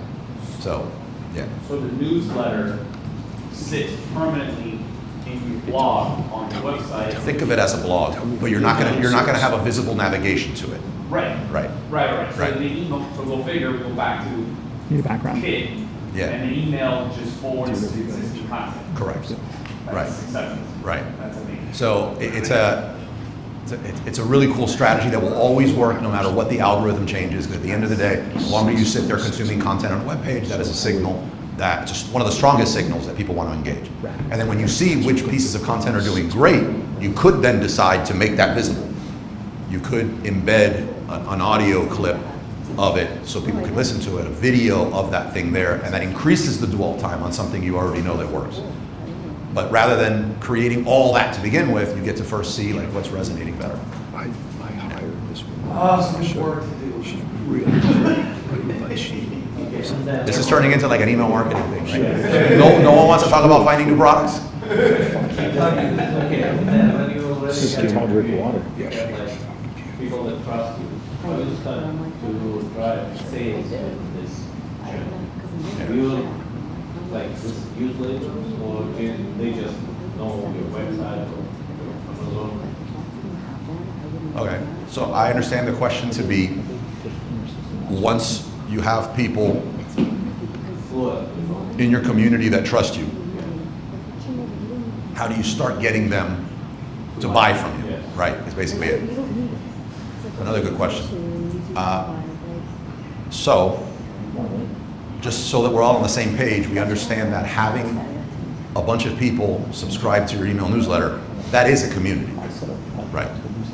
Community is not just a Facebook group or just a meetup. That is a community. It's a form of community that you have on an email newsletter.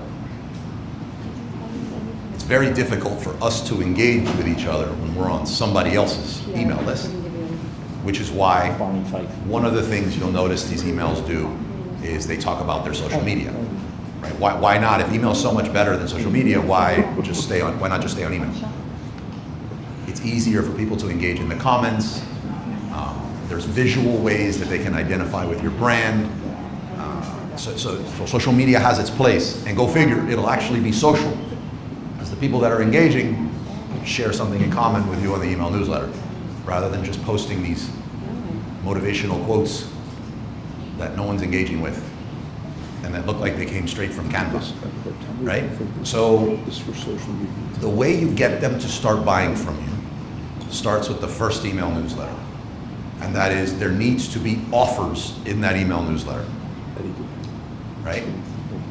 When you're opening an email newsletter, like imagine if there was no offers, and by offers I mean an ad, right? It could be, say yours is about motorcycles, right? No. You could easily find some affiliate opportunities for motorcycles that are motorcycle related. It could be a popular motorcycle magazine. And what you're gonna have in your first email newsletter, the very first one, is a graphic telling people, 20% off the whatever special to Motorcycle Daily. I don't know anything about motorcycles. My wife doesn't let me ride motorcycles. That makes them get trained into seeing that when they open this, there's going to be offers in the newsletter. Otherwise, a mistake people make is they just have a whole bunch of stuff in the email newsletter. When they finally have something they want to sell, they then put theirs, and everyone's kind of shocked. Like, wait a minute now you're trying to sell me something. But you're training them from newsletter number one that this is something they're accustomed to seeing. It's really important to do.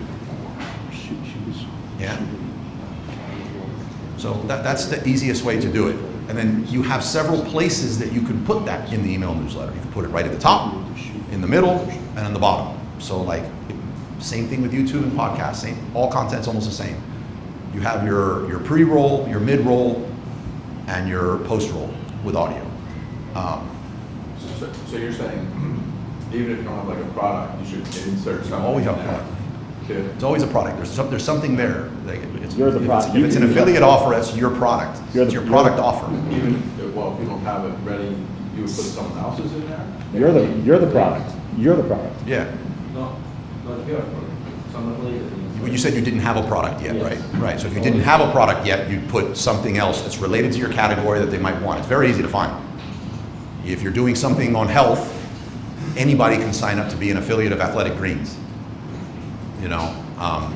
It also shows, wow, like no one knows, the consumers don't know how that works. Like, wow, they're associated with Athletic Greens. You could be the affiliate for the newsletters I just told you. You don't even have to have a newsletter, just affiliate newsletters. Could be a That's book. that's a very interesting perspective because there's a lot of famous people that say, just do content, but they never ask. And when they do ask, you kind of feel like, oh, this is what it's about. It's negative feeling. Right. And some of that's like the least performing content that they have. Yeah. Versus just like always have something there. Train them from the beginning. Yeah. Like worry about it. Same thing with social media. Like it's a problem a lot of people have on social media. Like I've heard a Facebook group, and their social media strategy is they're going to post a lot, but they want to sell at some point. But then when they post something to sell, it gets no engagement. So when you're doing social media, and you can take some of this over to email. You can look at you want to create pillars, like 3 to 5 pillars with your social media. So if you look at Rosetta Stone as the example I like to give here, right? Rosetta Stone, the 5 pillars of Rosetta Stone are really clear. What do they sell? Language learning software. The majority of their posts do not sell their language learning software, right? So one of the types of pillars that they have that they post about all the time, they do post the software, so you see it every now and then. But one of the things they post about is famous people that know multiple languages. The implication is if you want to be famous and all this here, you know multiple languages. They post about travel. And when you travel, what is the one thing you want to know how to say? Limoncello or something, like you want to say something in that language. Culture, different cultures around the world. It's hard to have a conversation about culture without bringing up some words that are in another language. Educational techniques that allow you to learn large, complex pieces of information quickly. A large piece of information to learn is a language, and their software. All of their content falls into those buckets. If they deviate from those buckets, it's a bad post. So you want to create that sort of social media strategy on the social side so that people are accustomed from day one, from the first post, that they're used to seeing this and it's normal for it to happen. If you don't have a language learning software that you want to do, the best way to do that is to go to the lightning deals section or the movers and shakers section on Amazon. Remember, most people have a Prime account, right? And post something from the movers and shakers section in there. It's a legit deal. It has, if you just say, this is 20% off my widget, no one knows you. Like, I don't remember the price. If I see somebody that says they have 50% off avocados on the side of the road, I never even remember the price of avocados. I don't know if he's lying to me. I don't remember, But on Amazon, it shows it. Like, it's legit. This is Amazon. This is like, there's a timer for scarcity. It's, the urgency's there, everything. This is Amazon, we trust Amazon, and it's 70% off. This is a legit deal. They didn't know about it, and you're putting them up on game. But they're accustomed to seeing this. You don't need a product to start, but you do need to train them from the beginning that this is something normal that happens here. Otherwise, you're gonna bomb when you try to sell. Do you have can you book tours? Can I do it? Eventually, people be able to like stores. I'm not saying to sell your direct competitor's product. Alerts. Yeah, It didn't work out well. Scroll- Yeah, but if you're Scroll all the way down to the bottom of it. if you're in the, I'm just gonna say motorcycles because I love that picture that you have with your wife and that motorcycle. That's like a killer picture, man. And the jackets are nice. But like if you're in the motorcycle space, you don't own the entire motorcycle space, There is no affiliate. right? Like So there could be, book now, talk. you might be into the bikes or the pedals, but the guy that makes the leather bags on the side, like partner with that person. Remember, like there's a misconception in business and marketing. It's like everyone in your niche is your enemy, and you should pick an enemy. You should be very clear who your enemy are. I think that's a mistake. Approaching competitors in your category as if they're enemies. You don't know if you want to buy that company later on. Like, you know, what happens if later on you want to acquire that company? They won't even answer the phone with you because you've been going head to head with them for X amount of years. I think it's better to pick monsters. And I say it, this is why I say this. You're a monster in the motorcycle space might be, I don't know anything about motorcycles, but the exhaust is bad for the environment. And you want to come up with something that's not as bad for the environment. That's a monster. Think about it in the movies. The whole town, nobody likes each other. But as soon as somebody says Dracula's right there, everyone gets together with torches. Monsters bring people together. Does that make sense? Yeah. Picking an enemy, some random person that makes handbags because he's in the motorcycle space, that's not your enemy. Right? That can be a very powerful ally. So put other people in there. And when they see that you posted them, they're going to want to post your stuff. So that's always worked for me. It only means that you need some strategy to switch then everything. Well, you don't have to switch it. Keep posting them. Reach out to them and say, hey, let's do a bundle together. But they know that a lot of people, they're already familiar with the process you used to on your time. Okay, so this is really good. I'm not picking on this, but there's some assumptions that you're making here that are not correct. First of all, if you were to post something in social media about this lightning deal on the motorcycle handbag, and 6 months later, you post your thing, no one remembers your post. Like, you think people are going to be so confused that you have to retrain them to like you, but to believe that, you have to believe that they are so into what you posted that they can't think of anything else. They don't. That's why newspapers post the same article every single day for like 2 weeks, right? Like people don't. They don't remember your stuff. Yeah, they just don't remember your stuff. Like they don't think you're that important. They don't think we're that important. We think we're really important, but they don't remember. They're thinking about their kids who just went back to school and they're sick already. Like, you know, that's what they're thinking about. So just try to think of allies you can make in the space. I hate to say trust me, but it's worked very well for me. Trust me. That sounded bad, trust. I try to stay away from that word, even though it's like a tendency of me to say it, but like it's worked really well for me. I would not pick my direct competitor. Like if I was getting into like humidors, I wouldn't pick another humidor maker as my competitor. As my person that I'm plugging is what I mean. Yeah. Does that help? If it doesn't, tell me, because it's like I think a lot of people could benefit from this. And they just won't ask as direct as you're asking. Good? Okay. What other questions we got? Any? You guys brought the fire today. Everyone was like so upset that you didn't stand up here this morning. Okay. We're on time. So, Carlos, Yep. I do see in my industry the product we haven't launched, and I've been on eye on those competitors, their emails, and I didn't notice that the frequency of both, I'm talking about two competitors, both of them sending out an email to me, Lisa Manga, if the promotions are identical the same, how did that happen? It sounds like, it looks like two strangers selling similar items, but they have agreement, okay, we're gonna do same promotion, same type of promotion. How did that happen? Maybe they did. Maybe they did. Or, but they're working together? No, it's two completely different. Well, then I can explain that. That's why you have competitor, that's why McDonald's sits next to Burger King and rival gas stations sit next to each other. That's just competition. So how did they like come on the same? But when you're running ads, you got to take ego out of the equation. If I see that you're converting better and your creative is converting better and you don't have any IP on that creative, I'm telling my team to copy your creative. Like On the same day. immediately, as soon as I can see all the ads you run. Like all I have to do is check on it at the beginning of the day, and I can see all the ads that your brand is running. Okay.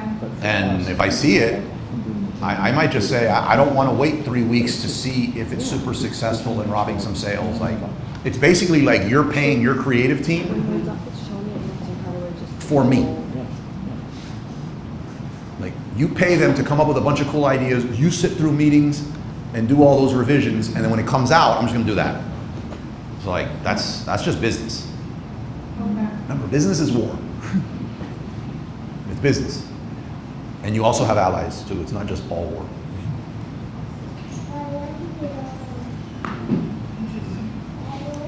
I even doubt like they hired the same like marketing company, so they do the same. Possible, but I doubt it. Like even the marketing company wouldn't do it because they know they'd get exposed like that, and it would be very easy for a marketing company just to do different creatives. As a matter of fact, the benefit to the marketing, like a side benefit on the agency side of what I do, there's no way around it, right? It's not, I hope it doesn't sound bad to anyone, but handle millions of dollars in ad spend, right? So let's say I've spent a month. Let's say I'm working with a food product, right? And I notice that dehydrated, or just seems to be the word dehydrated, or say it's a dry good, a dry food, but I've noticed that for some reason the word seco, because sometimes Spanish things pop in, like right now it's just doing amazing. I'm not working with the same type of food product, but I know there's several different dry products, and I see this is working in one brand, right? And this person's paying for ads to do it, and they're paying me to run those ads. Am I not gonna go and also apply Seco across all the others? Of course I am, trying to give everybody a win. So for an agency that's running in that situation, the reasons why I say it's not a marketing agency is they don't benefit from that. They benefit from trying a whole bunch of different things and seeing what works, and then when it works, getting them to do it. So it wouldn't make sense to me that it would be the agency, but anything's possible. Another follow-up question for, as a new brand owner, before you launch your product, I know we have a lot of homework before you launch, such as newsletters and like newsletters, put a lot of content on the social network, like Facebook, Instagram, and also TikTok. So how far along would you be? Do you think it's a reasonable time frame to the day you're launching the back here, like 6 months ahead, you have to start doing all to prepare all the work to start and spark some brand awareness, or you think it's like definitely not on the day you launch your product, for like the day, let's say the day you launch your product, and how far back you should be create like the awareness. You're talking about the pre-launch phase. The pre-launch, yeah, pre-launch. Right. So as it pertains to email should precede pre-launch. Okay. When possible. Right. Right. In the Amazon space, what happens a lot is somebody watches a motivational webinar, Okay. and they were told they could just buy this thing on Alibaba. Yeah. They buy it, and it's on the way. Okay. And launch consists of, I turned on ads, right? But that's you know better than that. So what you're talking to is beyond that. So if you knew that you wanted to get into beauty category, but you couldn't afford it, you could start that email now. Okay. Start building that now. I don't know, year, 2 years, 3 years, it gets to the point, it's doing great, and let's say at that point, you still want to get into a physical product that's a beauty product, because you may just say at that point that you really love all the digital products and the affiliates and all that other stuff. You might say, like, why in the world am I going to get into this horrible cash flow situation with a physical product? Let's say you do. At that stage, you're in product development, right? You're developing the product. Once you know when you could have the product, I think that's when you start saying, okay, I'm going to get into, you know, I get a product, this is the product I like, I approve all the samples, everything that I need is ready, and you decide, yes, I'm going to go forward with this. That doesn't mean you need to place the order right now, but you can now decide, I'm going to go into pre-launch. Pre-launch at that point, for me, one of the more important things that you should do is, if Amazon is your main platform, right? If you have a very active email list, you'll already know this information, but let's say it's not. One of the more important things you need to do right now for Amazon is the main image is almost everything, right? Yeah. You're going to be on page bazillion when you start, and you're going to be on page 1 via a paid ad, right? And you're going to be sandwiched between 3 or 4 other competitors who are running a paid ad and several other best sellers in that category. Right. And you're going to have almost no reviews. Someone needs to look at that main image and needs to decide, that's the only thing that's catching my attention on this page, and it's very obvious that I should buy this. So much so that it overcomes the fact that it doesn't have more reviews than everything else, right? Nothing else matters at that stage, right? Unfortunately, most people just buy the product and don't do that. But you want to be able to get at that stage and say, okay, I can get the attention, I can stop the scroll, I can get the click. Then now we can start cooking, right? And with that, you want to use PickFu. I prefer PickFu. There's also one called Product Pinion that you can do for some different types of polls. But what PickFu is going to do is you're going to get you and the people that are currently running ads, because they're not going to be the same people that are running ads by the time you get the product to market. And you want to get what you would say are the most competitive people you have for your main keywords and get their main images, put them next to yours, and you want to overwhelmingly win on PickFu. So I like that to be 80-20, 70-30. It's not always possible depending on the product. Yeah, I got that part. Right. But you want to overwhelmingly win there. If you don't, it's going to be bad. It's going to be really, really bad. If you do, move to the next step. Because you shouldn't get packaging made if you don't know that yet. So what I want to say is, during this pre-launch, because I'm making videos every day. Not every day, like at least 3-4 times a week to post on my social. Mm-hmm. And just at what point I can say, like, hey guys, I'm ready. If you guys wanna try my product, and I can do an announcement. And like at which stage I can say something like that to open to the public that, okay, we have a product. Yeah, you could. A lot, like if somebody's watching a video, man, this is a topic that I could get lost in. Like I love it, but what would you convert better on? A great video showing how to make a product, because you have a food product, it's being prepared, it's being made, and in the whole time it's sitting there showing your product, sitting right there, that's what you made. And everybody's taste buds are going nuts because they saw you making this thing. And the whole time they see that's called awareness. Like people pay ads for that kind of stuff. Okay.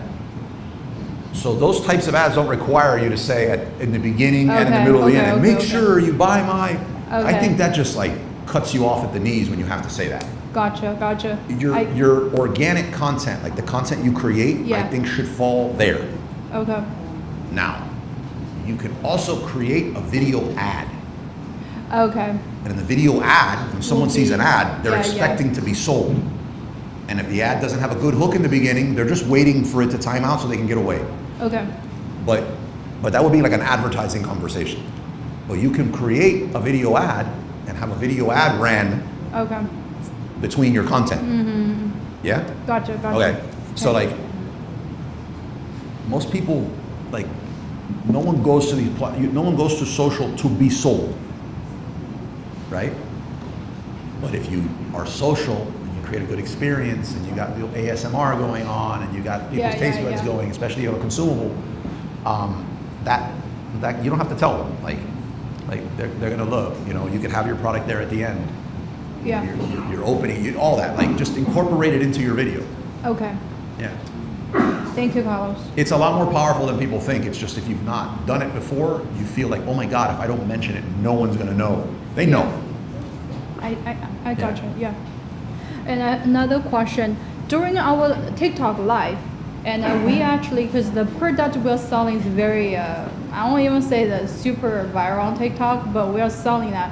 And actually, there's one Chinese supplier watched our show, and he did a contact with me, but we are not even intention to private label the product.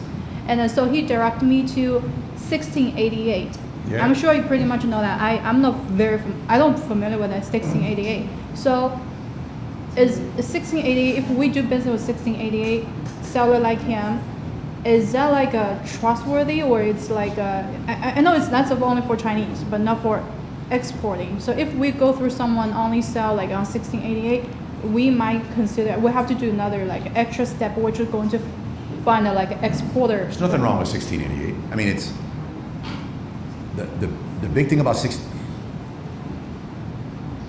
I'm gonna say supposedly, because my experience has not been this, but what 1688 is kind of like how we use Alibaba. That's where in China, where a lot of people buy products internally from 1688, like in bulk for the restaurant and all that stuff. Yeah.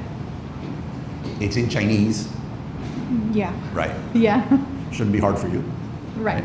Yeah.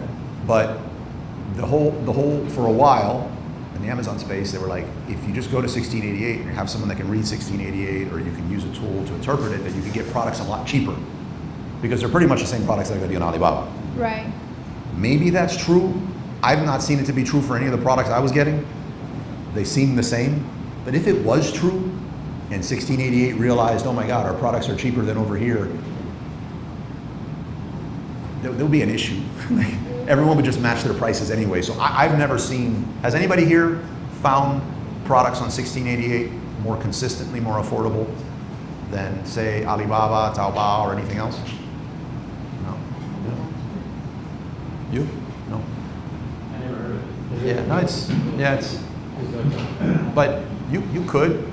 So somebody reached out to you on your stream and they want you to private label their product? Yeah. Yeah, I think he was like Why? a factory owner or something. It's a factory Yeah, owner, it's a factory. and because we were selling, I assume, Ask him if he's also going to create the listing, run your ads. Like, if you want to launch a private label, launch your own private label. Right. I think because it's a bundle, so he says, oh, we manufacture that type of candies, and then he was. Oh, it sounds like more of a sales call. He saw you're interested and he went. Yeah, I wasn't, and I had him to contact me on the WeChat, and he sent me, I was like, are you guys on Alibaba? He said, no, not yet, but in Chinese word, not yet. Well, So- no, if he's a supplier and he can give you the product that you're selling more affordably, and you plan on doing that product, I would do it. But as you know, like, I wouldn't get too excited because a supplier reached out to you. Yeah, Like, you could find as many, we don't even know if he's the best supplier, right, you know? Like, you can find your own supplier. yeah. So it wasn't, because I never had experience with 1688, that's why I would feel like, what's that website? It's all right. I love Alibaba. Yeah. God. What else you guys got? Your question though about when to do a bunch of stuff on pre-launch, or when pre-launch sort of starts. The email starts whenever. Pre-launch is whenever you actually know when you can get the product in, and and then it allows you to calculate pre-launch. The day of launch should be very, if you did everything right, should be very chill. It's kind of like the least complicated of the day of the year for Amazon sellers is Christmas. Like there's not much you can do, right? On the day of launch, you either did it or you didn't do it. I'll tell you some timelines that if you miss them, if you want to have a social media, organic social media lever that you can pull for your launch, you're probably looking at, you need to do that about a year out. A year, okay. For it to be really active and to bring as much as you'd like, you're probably looking at like a year out. There's some exceptions with TikTok and the type of product you're selling, but if you're looking at like a Facebook or an Instagram, you probably don't want to be a year out. If you really want to do some damage with your email, you're probably going to want to be 3 months out if you're using Creator Network. If you're doing a podcast, you want to be really far out. Probably going to want to be like a year and a half, 2 years. Yeah. Yeah, podcast is by far the hardest medium to grow because there's no So- indexing. Like, But there's also, it requires a long attention span, and that's the thing that people don't have. I'm pretty sure that's why I think YouTube is gonna turn that, like, YouTube's stealing, like, weekly, stealing more share from Apple and Google when it comes to podcasts. Carlos, do you understand, like, I don't know if it's my age or like, I'm just tired of teaching. Whenever I'm in the car, all I do. The Madonna songs, is that what you're trying? No. Like a virgin. All I do when I'm in the car now, I rarely start it, I just listen, I go on YouTube, and I find someone talking about something I like, and I'll listen to that while I'm driving. Well, listen to this. So somebody started working here working for me, Valeria started working here, her daughter, and she's a brain, she's amazing.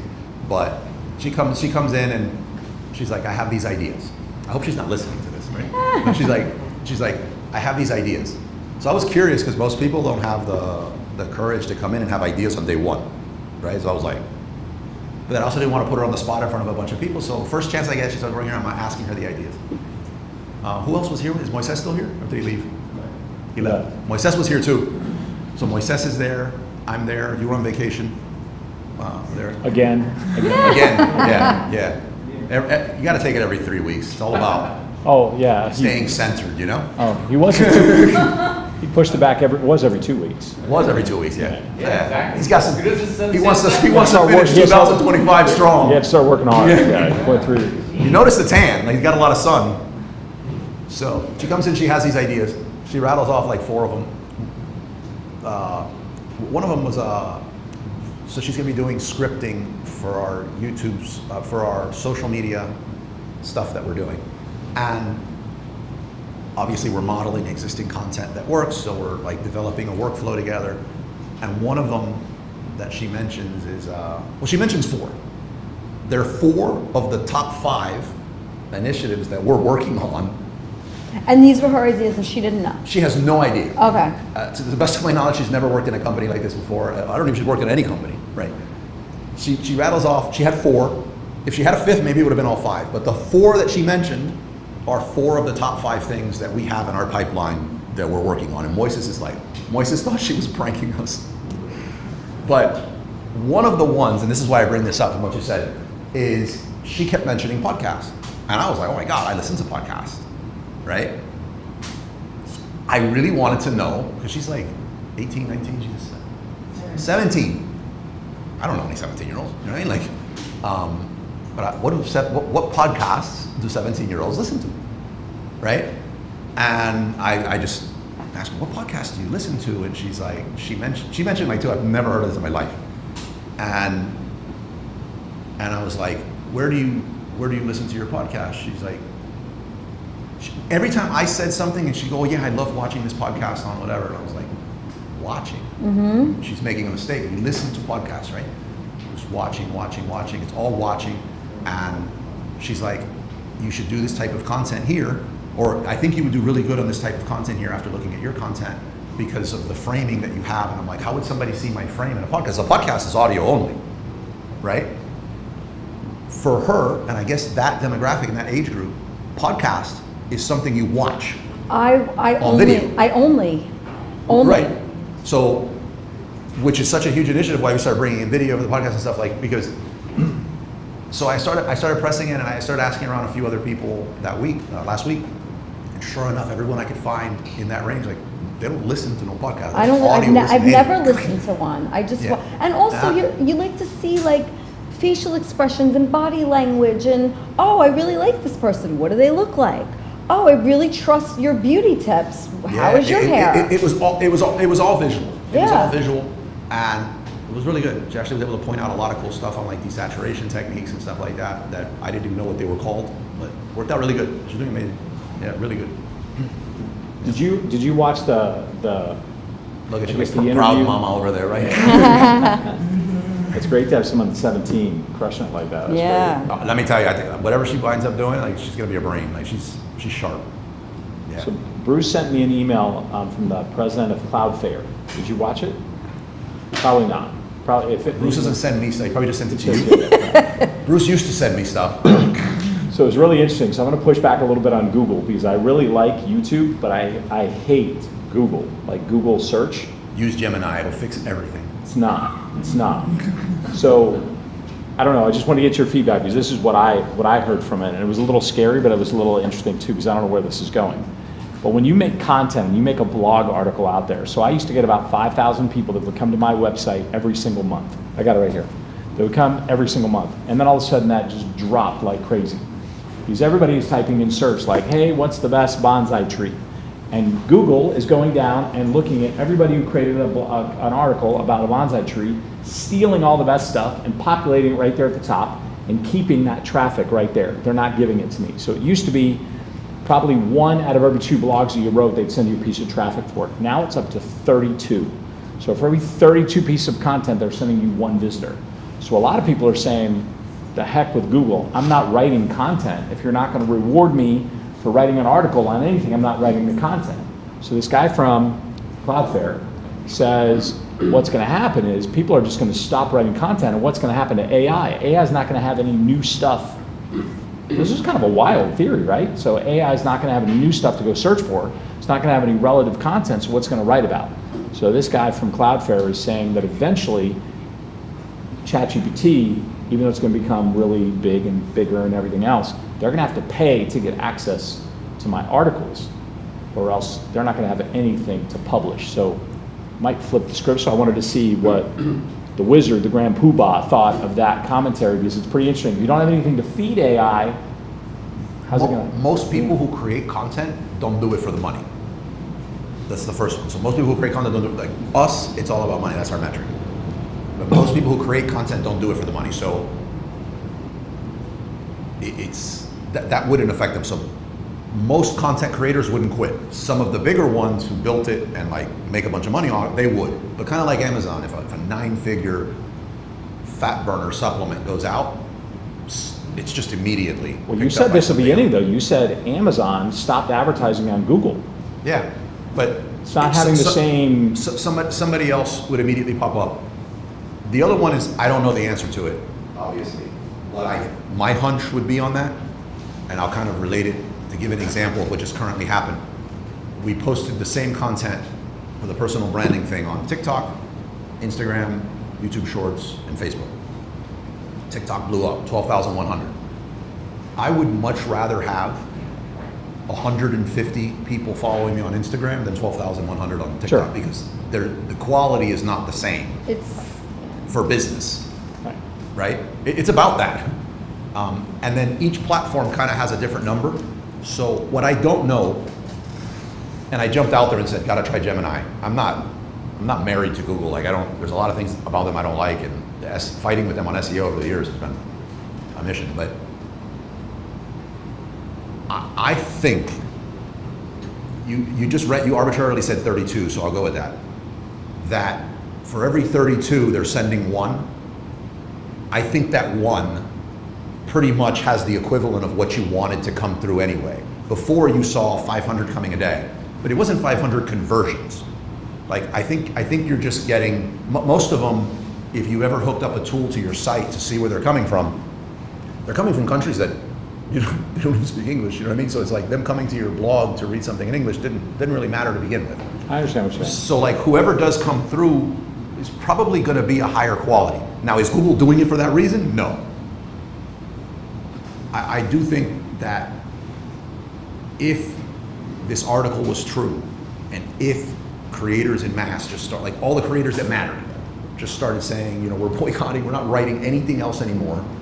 That's a whole bunch of people saying, we're willing to temporarily not eat and feed our families. Right. He's got not happening. It's kind of like the 100 guys in the a bunch gorilla. of people jumping on his bandwagon. Yeah, but that's kind of like the 100 men versus the silverback. The problem is who's going to be the first one to run up to the silverback. Like no one's about to like not let their family eat. No, I get it. I just, but it was an interesting. But if they did, I bet you Google would pivot and do something different. And not to knock Gemini. Gemini's got some amazing stuff to it that is for free. So. Yeah, no. There's a lot of stuff I don't like about. The only thing I like about Google is I love Google Business Suite. Can't imagine doing a business without it. I really love Gemini. Gemini has something on there called Agent, which will not only tell you what to do, show you what to do, but it will do it for you. Yeah. So if you say, create me an interactive PDF of a map of the world, it'll do it. Yeah. And it'll give it to you. Yeah. Little by little, I'm moving away from ChatGPT and I'm using Gemini. ChatGPT now has agents. Yeah, but love Gemini. Anything video related that we want to do AI-wise, it's VO2. VO3. VO3 is just insane. Working with Google in any other way is not pleasant. Alibaba's got one coming up, has one. Wan 2. Yeah. It's pretty close. Some versions I'll of send it. you a 27 inch you can do it, Gemini. Some versions of it, but you unlock additional stuff the higher your plan is with Google. So if we do, I only want GPT or Gemini, only one. I think if you went, I think you'd be better off if you just had Gemini. You just kind of feel left out in a lot of the conversations that are happening. There is one thing with ChatGPT that Gemini I don't see currently has. I haven't looked enough, but that would make me keep ChatGPT is they have ChatGPT teams. So like, for example, using the one I just did with, I'm doing a lot of collaborative stuff with Erica on a video thing. Erica, Valeria, Mari, and add 2 more people. We want to be able to collaborate on one thing, and we all want to be able to use AI. Yeah. So with ChatGPT teams, you're seeing your same chat, you have your personal ChatGPT, so no one's seeing all your personal crazy searches, and then you toggle over and you have a Teams one, and everyone can collaborate to do there. So like something that my researcher was doing with AI, I could take advantage of that right in ChatGPT Teams. Like that's really, really powerful to be able to collab with a bunch of people using AI. Okay. So I don't know that Gemini has that. So And it's like $20. when you search like Google.com, the little conversation in the bar, it says AI model. It's the same thing, right? Have you seen the ChatGPT browser? No. They have a browser now. Yeah, I accidentally activated the browser. They have like just like a Safari, Explorer, Chrome. There's you a browser. serious? They have an entire browser. Wait, how? But if you go to chatgpt.com, you just see like the ask this, the ask that. Yeah, well, search for their browser. I thought it was horrendous. Oh, really? Well, I don't. I was in the middle of a day and I needed to get a lot of work done, and I didn't feel like learning a new browser, and I don't like not having my Chrome extension. So to me, it was horrendous. But I guess it depends what you're doing. But it was the whole browser. It was just an OpenAI ChatGPT browser. We're using it for automation. We Huh? automate summations. What? We're using it for automating summations.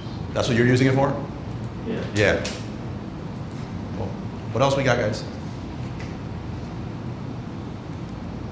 And we got 9 more minutes. You guys' questions were good today. Who's got a product launch coming up? Who's struggling with a stalled product? Who wants to get started? I have a launch coming up, but I'm just hoping one of you guys will help me with my shipping today. And Raul yeah. never connected with you to? No.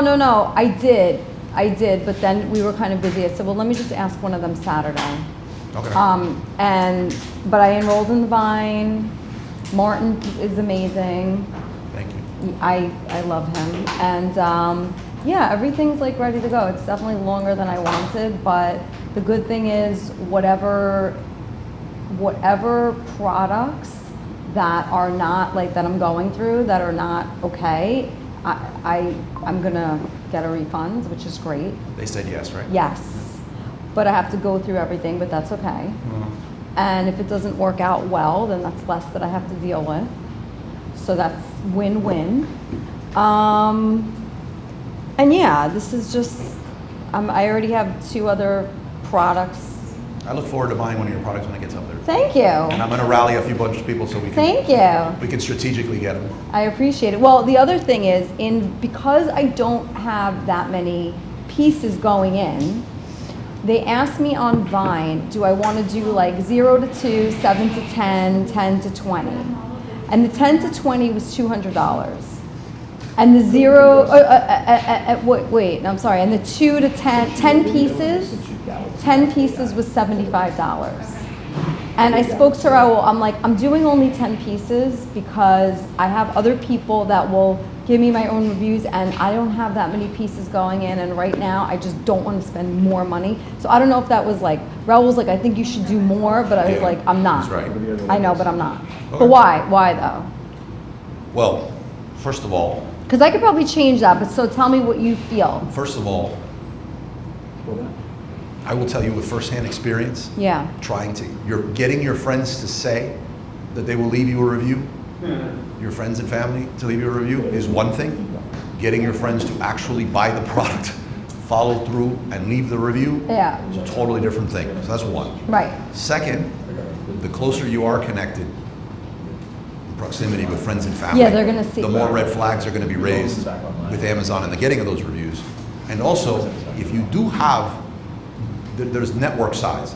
So let's say you have 10 people that are willing to buy from your side, like the people that I'm going to try to get to buy your product. They don't live here. Or I know they're scattered enough. They're not. They know I buy their product when they need it. We don't need to exchange PayPals or anything. I'm just like, hey, I need a favor. You know what I mean? Buy. You know what I mean? Like it's like that. With your friends and family, first of all, you got to understand that when 10 people buy, you need about 15 to 20 sales per one. So, wait. So let's say you have, if you want to get your 10 friends and you know they're amazing friends and they are going to leave you reviews, 100%. And I don't have 10 people. Well, let's just use 10 because it's an easy number for me and I haven't had enough coffee. So 10. You need, let me do math, 15, 150. You need 150 purchases to get those 10 to possibly not get your account suspended. Because you sprinkle them in. You need to sprinkle them in. And 15 is actually a low number compared to what most people would say. They would say 20 to 25. Because the percentage of people in a normal purchase on Amazon through normal means that actually leave a review is actually higher than that.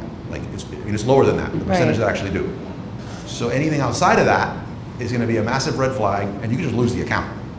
Or you can keep the account and it's never allowed to get reviews, which is, I don't know which, you can forever have your ability to receive reviews suspended, indefinitely, which is like a picnic with no sandwich. Okay. Yeah. So do you want me, am I able, I didn't do anything, I just So with enrolled. Vine, you just get them. My concern with Vine, I know this isn't helping you, but I just see it. Raul said people could be really leave bad reviews easily. They do, but I'll address that. They can. Most Vine reviewers are not out to intentionally leave negative reviews. I mean, you just have some people. But almost all of the time, all of the time, the ratio that you're left with, like say you submitted 30 products and you're left with 4 stars, right? Or 3.5, 4 stars. That's what it's gonna be. That is the natural, it is the natural way that your products are gonna fall, whether you run ads, whether you get them organically. Vine is just a quick way to see where people kind of view the quality or the overall state of your product. Right. So being afraid to go to Vine and get exposed early doesn't help you. No. We know you had a disaster with that product coming in and things need to be re-glued. Right. What Vine reviews most do is they actually check out the product. Yeah. Right. If that gets exposed, you're gonna get a lot of 1-star reviews. And it's not gonna be a Vine problem. It's gonna be the factory gave you bad stuff and you did the best you could. If that happens, you're not gonna be, you're done. You're gonna have to like Kill the listing. recall what you sent. It's glass. It's gonna get damaged on the way back. Like you're in a bad position. So if you're gonna do Vine, send the max. Send the max. Send the max that you can, but don't send all of your inventory into FBA. No, I'm not. Because you could very well be needing to recall glass products back from Amazon. And Right. that's you're gonna get powder back. So am I able to, I didn't like do anything, but am I able to just change the amount? If it lets you, I don't know. I think you're locked in on No, what you you're do. locked in what you do, you're locked in. You're locked in. You're locked Yeah. into Vine, you're locked in. So once you say I want X amount of pieces, that's it. You should pretty do the sure- max anyway. You should do But the- I hit 10, I think. Oh, Just check out your account. Like, Oh, look, yeah, I have it right here. also, make sure you're logging in using your phone, What do you mean? your you don't wanna Wi-Fi. log in here. A good practice is you're welcome to use the internet here to log into your account, but what happens is when multiple people start logging in with the seller account under the same IP, you don't know if anyone here has a suspended account. And you guys could get linked. Well, mine So it's was just just I'm sitting. just mentioning as a good practice for your new account to try to go off the phone, try to tether from your phone. Oh, I You're usually on do, your but seller? today I went on, am I tethered? Swish. Okay, today I did Today- Salsa King's Guest. Carlos, I have a Vine question. Nunca meter en el IP de Starbucks, de la librería, o cuando hay muchos vendedores. I have a Vine question. Yeah. When you're enrolling your product in Vine, I've noticed that on the other side, when I'm a Vine reviewer, I will get a resale value, like what I'm going to be taxed on. Mm-hmm. And I've noticed that sometimes the resale value is 0. Yeah. Is that something that we as a seller enrolling in Vine can set that price to 0, or is that something that Amazon does? I don't know anything on the seller side that would allow you. Why? So as a Vine reviewer, sometimes I'll look at a product that's $50 and the value that I'm going to be taxed on is 0. It's wild. Yeah, I see that. I'm not sure why. Okay. I also know that sometimes if you get something at, usually, if you get something at 100 and the person changes it to 20, later on you still pay on the 100. I was just wondering if we as sellers, when we enroll Yeah. in Vine, we can't, okay. No.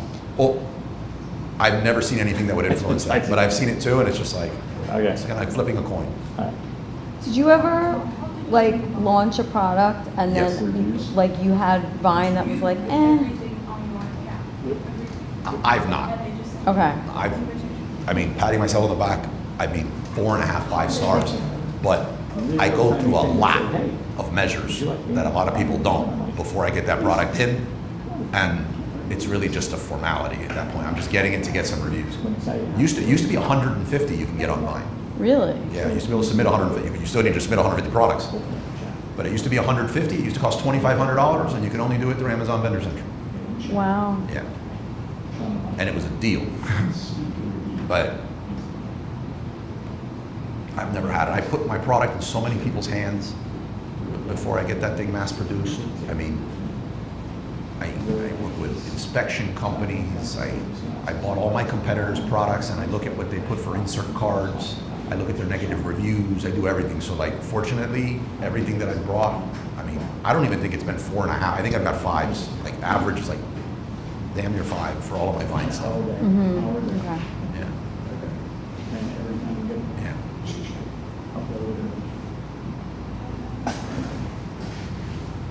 What else we got? Somebody had a, they got you, any questions? No? You don't want to? Boy, no. Did this start this pre-launch when already? Pre-launch is determined once you know that you're. No, I mean when? They told something about it. They prepare a pre-launch on when. Vine has a pre-launch now. Ah, they have. Yeah. Okay, so we can let's say order new MOQ test it with Vine and then decide if we. Sure. Yeah.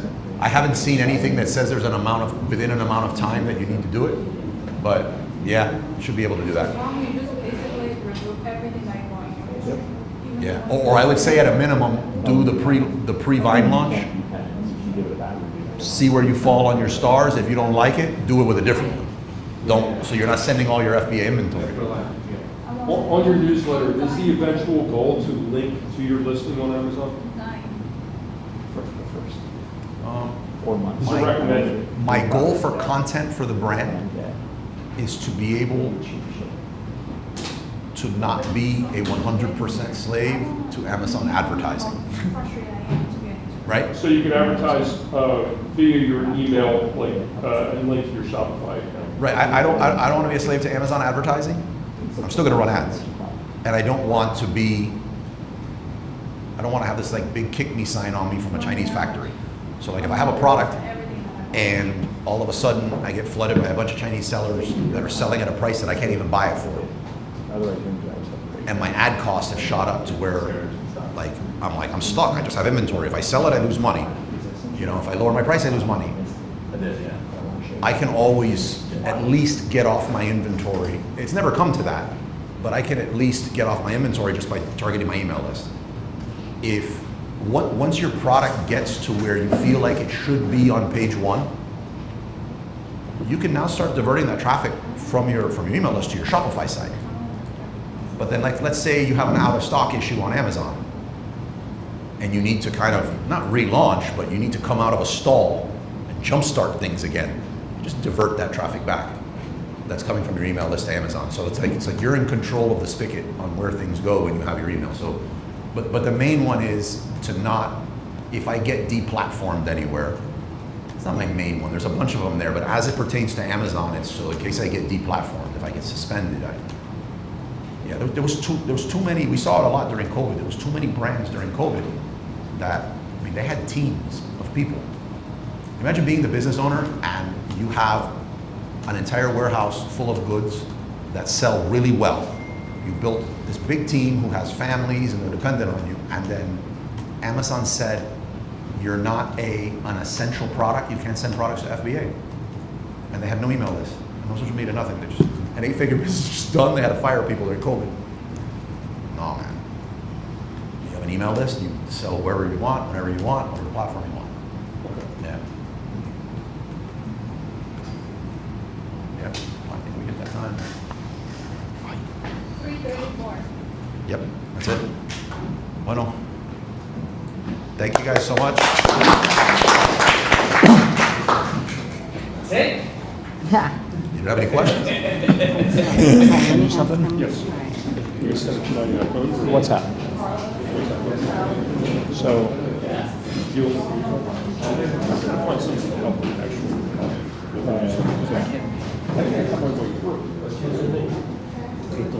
what's up, buddy? The thing about the email system that you told, you said something related with AI. That you said that you're paid for your email and you're paid for your email. You're almost like doing it for free. Is it a website or what is it? No, I'm gonna have a friend of mine is gonna do a course, and so we'll get it for you pretty quick.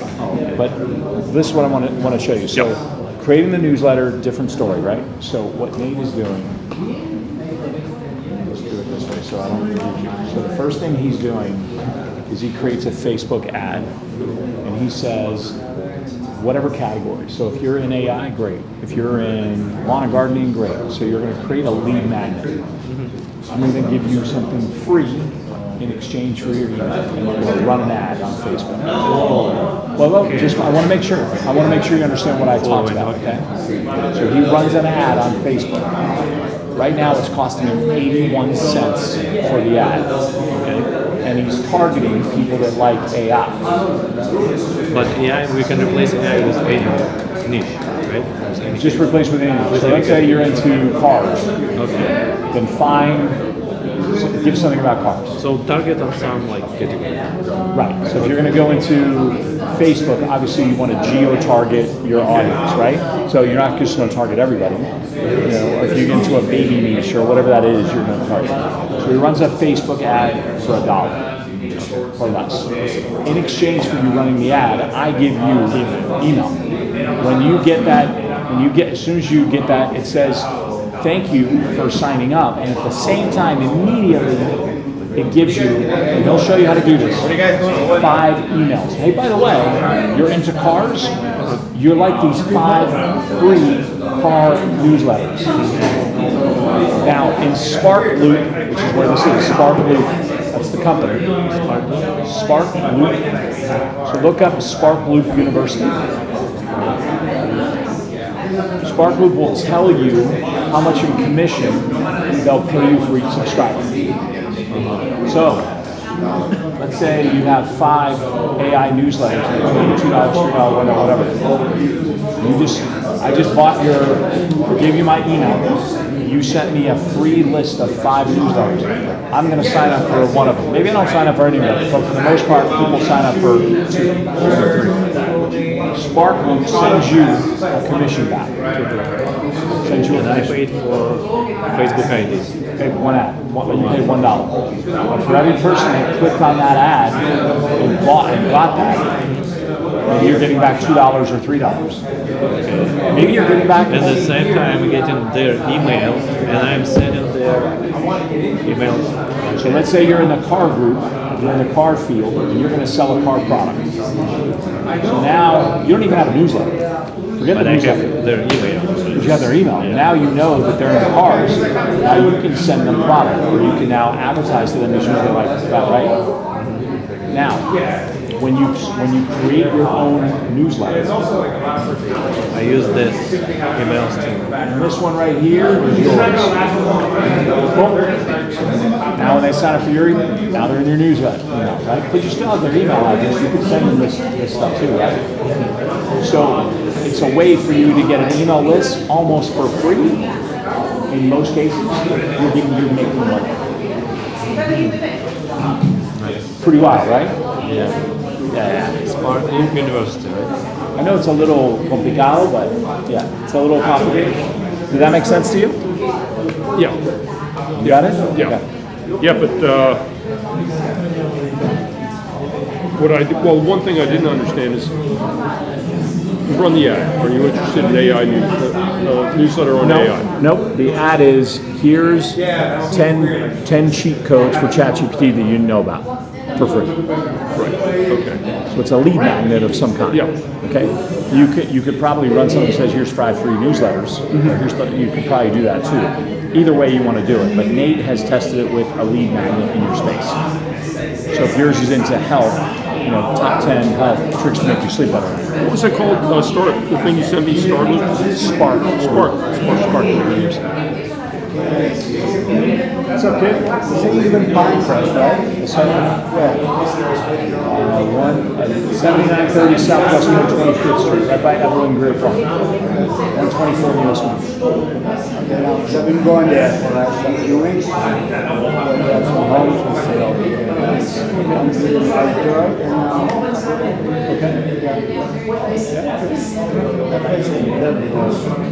I put on waves in the address. Let me 10 times. That's because traffic sucks. Well, what's happened is the traffic lights on US 1, there's a busway now, and they're putting down these railroad crossing things. So they've been messing with all the traffic lights, and all the traffic lights are messed up. So when you go to cross in front of the busway, there's 2 lights. There's one here and there's one there. This light will be red and that will be green, and everybody's fucking pissed. Don't get that, resynchronized. They have to. You have no idea what traffic is on. I lived down here for 10 days. I stayed at Trump National for 10 days. You want to know why? Because they were replacing the railroad tracks on the main road out of my area. And it was literally, I'm not exaggerating, a 3-hour detour on what normally took 15 minutes. And each way, 3 hours. So I said, I can't do this. So I had to move out of the area. I spoke to the mayor on Friday about this. Yeah, I'm speaking with the county commissioner. Yeah, but how long do you get delayed here? 15 minutes maximum, 10 minutes, something like that? It depends on the time of day. It could be a half an hour to cross US 1 because it's missing multiple lights. And so that's therefore the traffic. But they are fixing it, right? They're in the process of redoing it. According to the mayor, they haven't figured out how to fix it. I'll tell you, leadership of Pinecrest, from what I understand from you, sucks. It's terrible. Absolutely terrible. Well, it's not Pinecrest.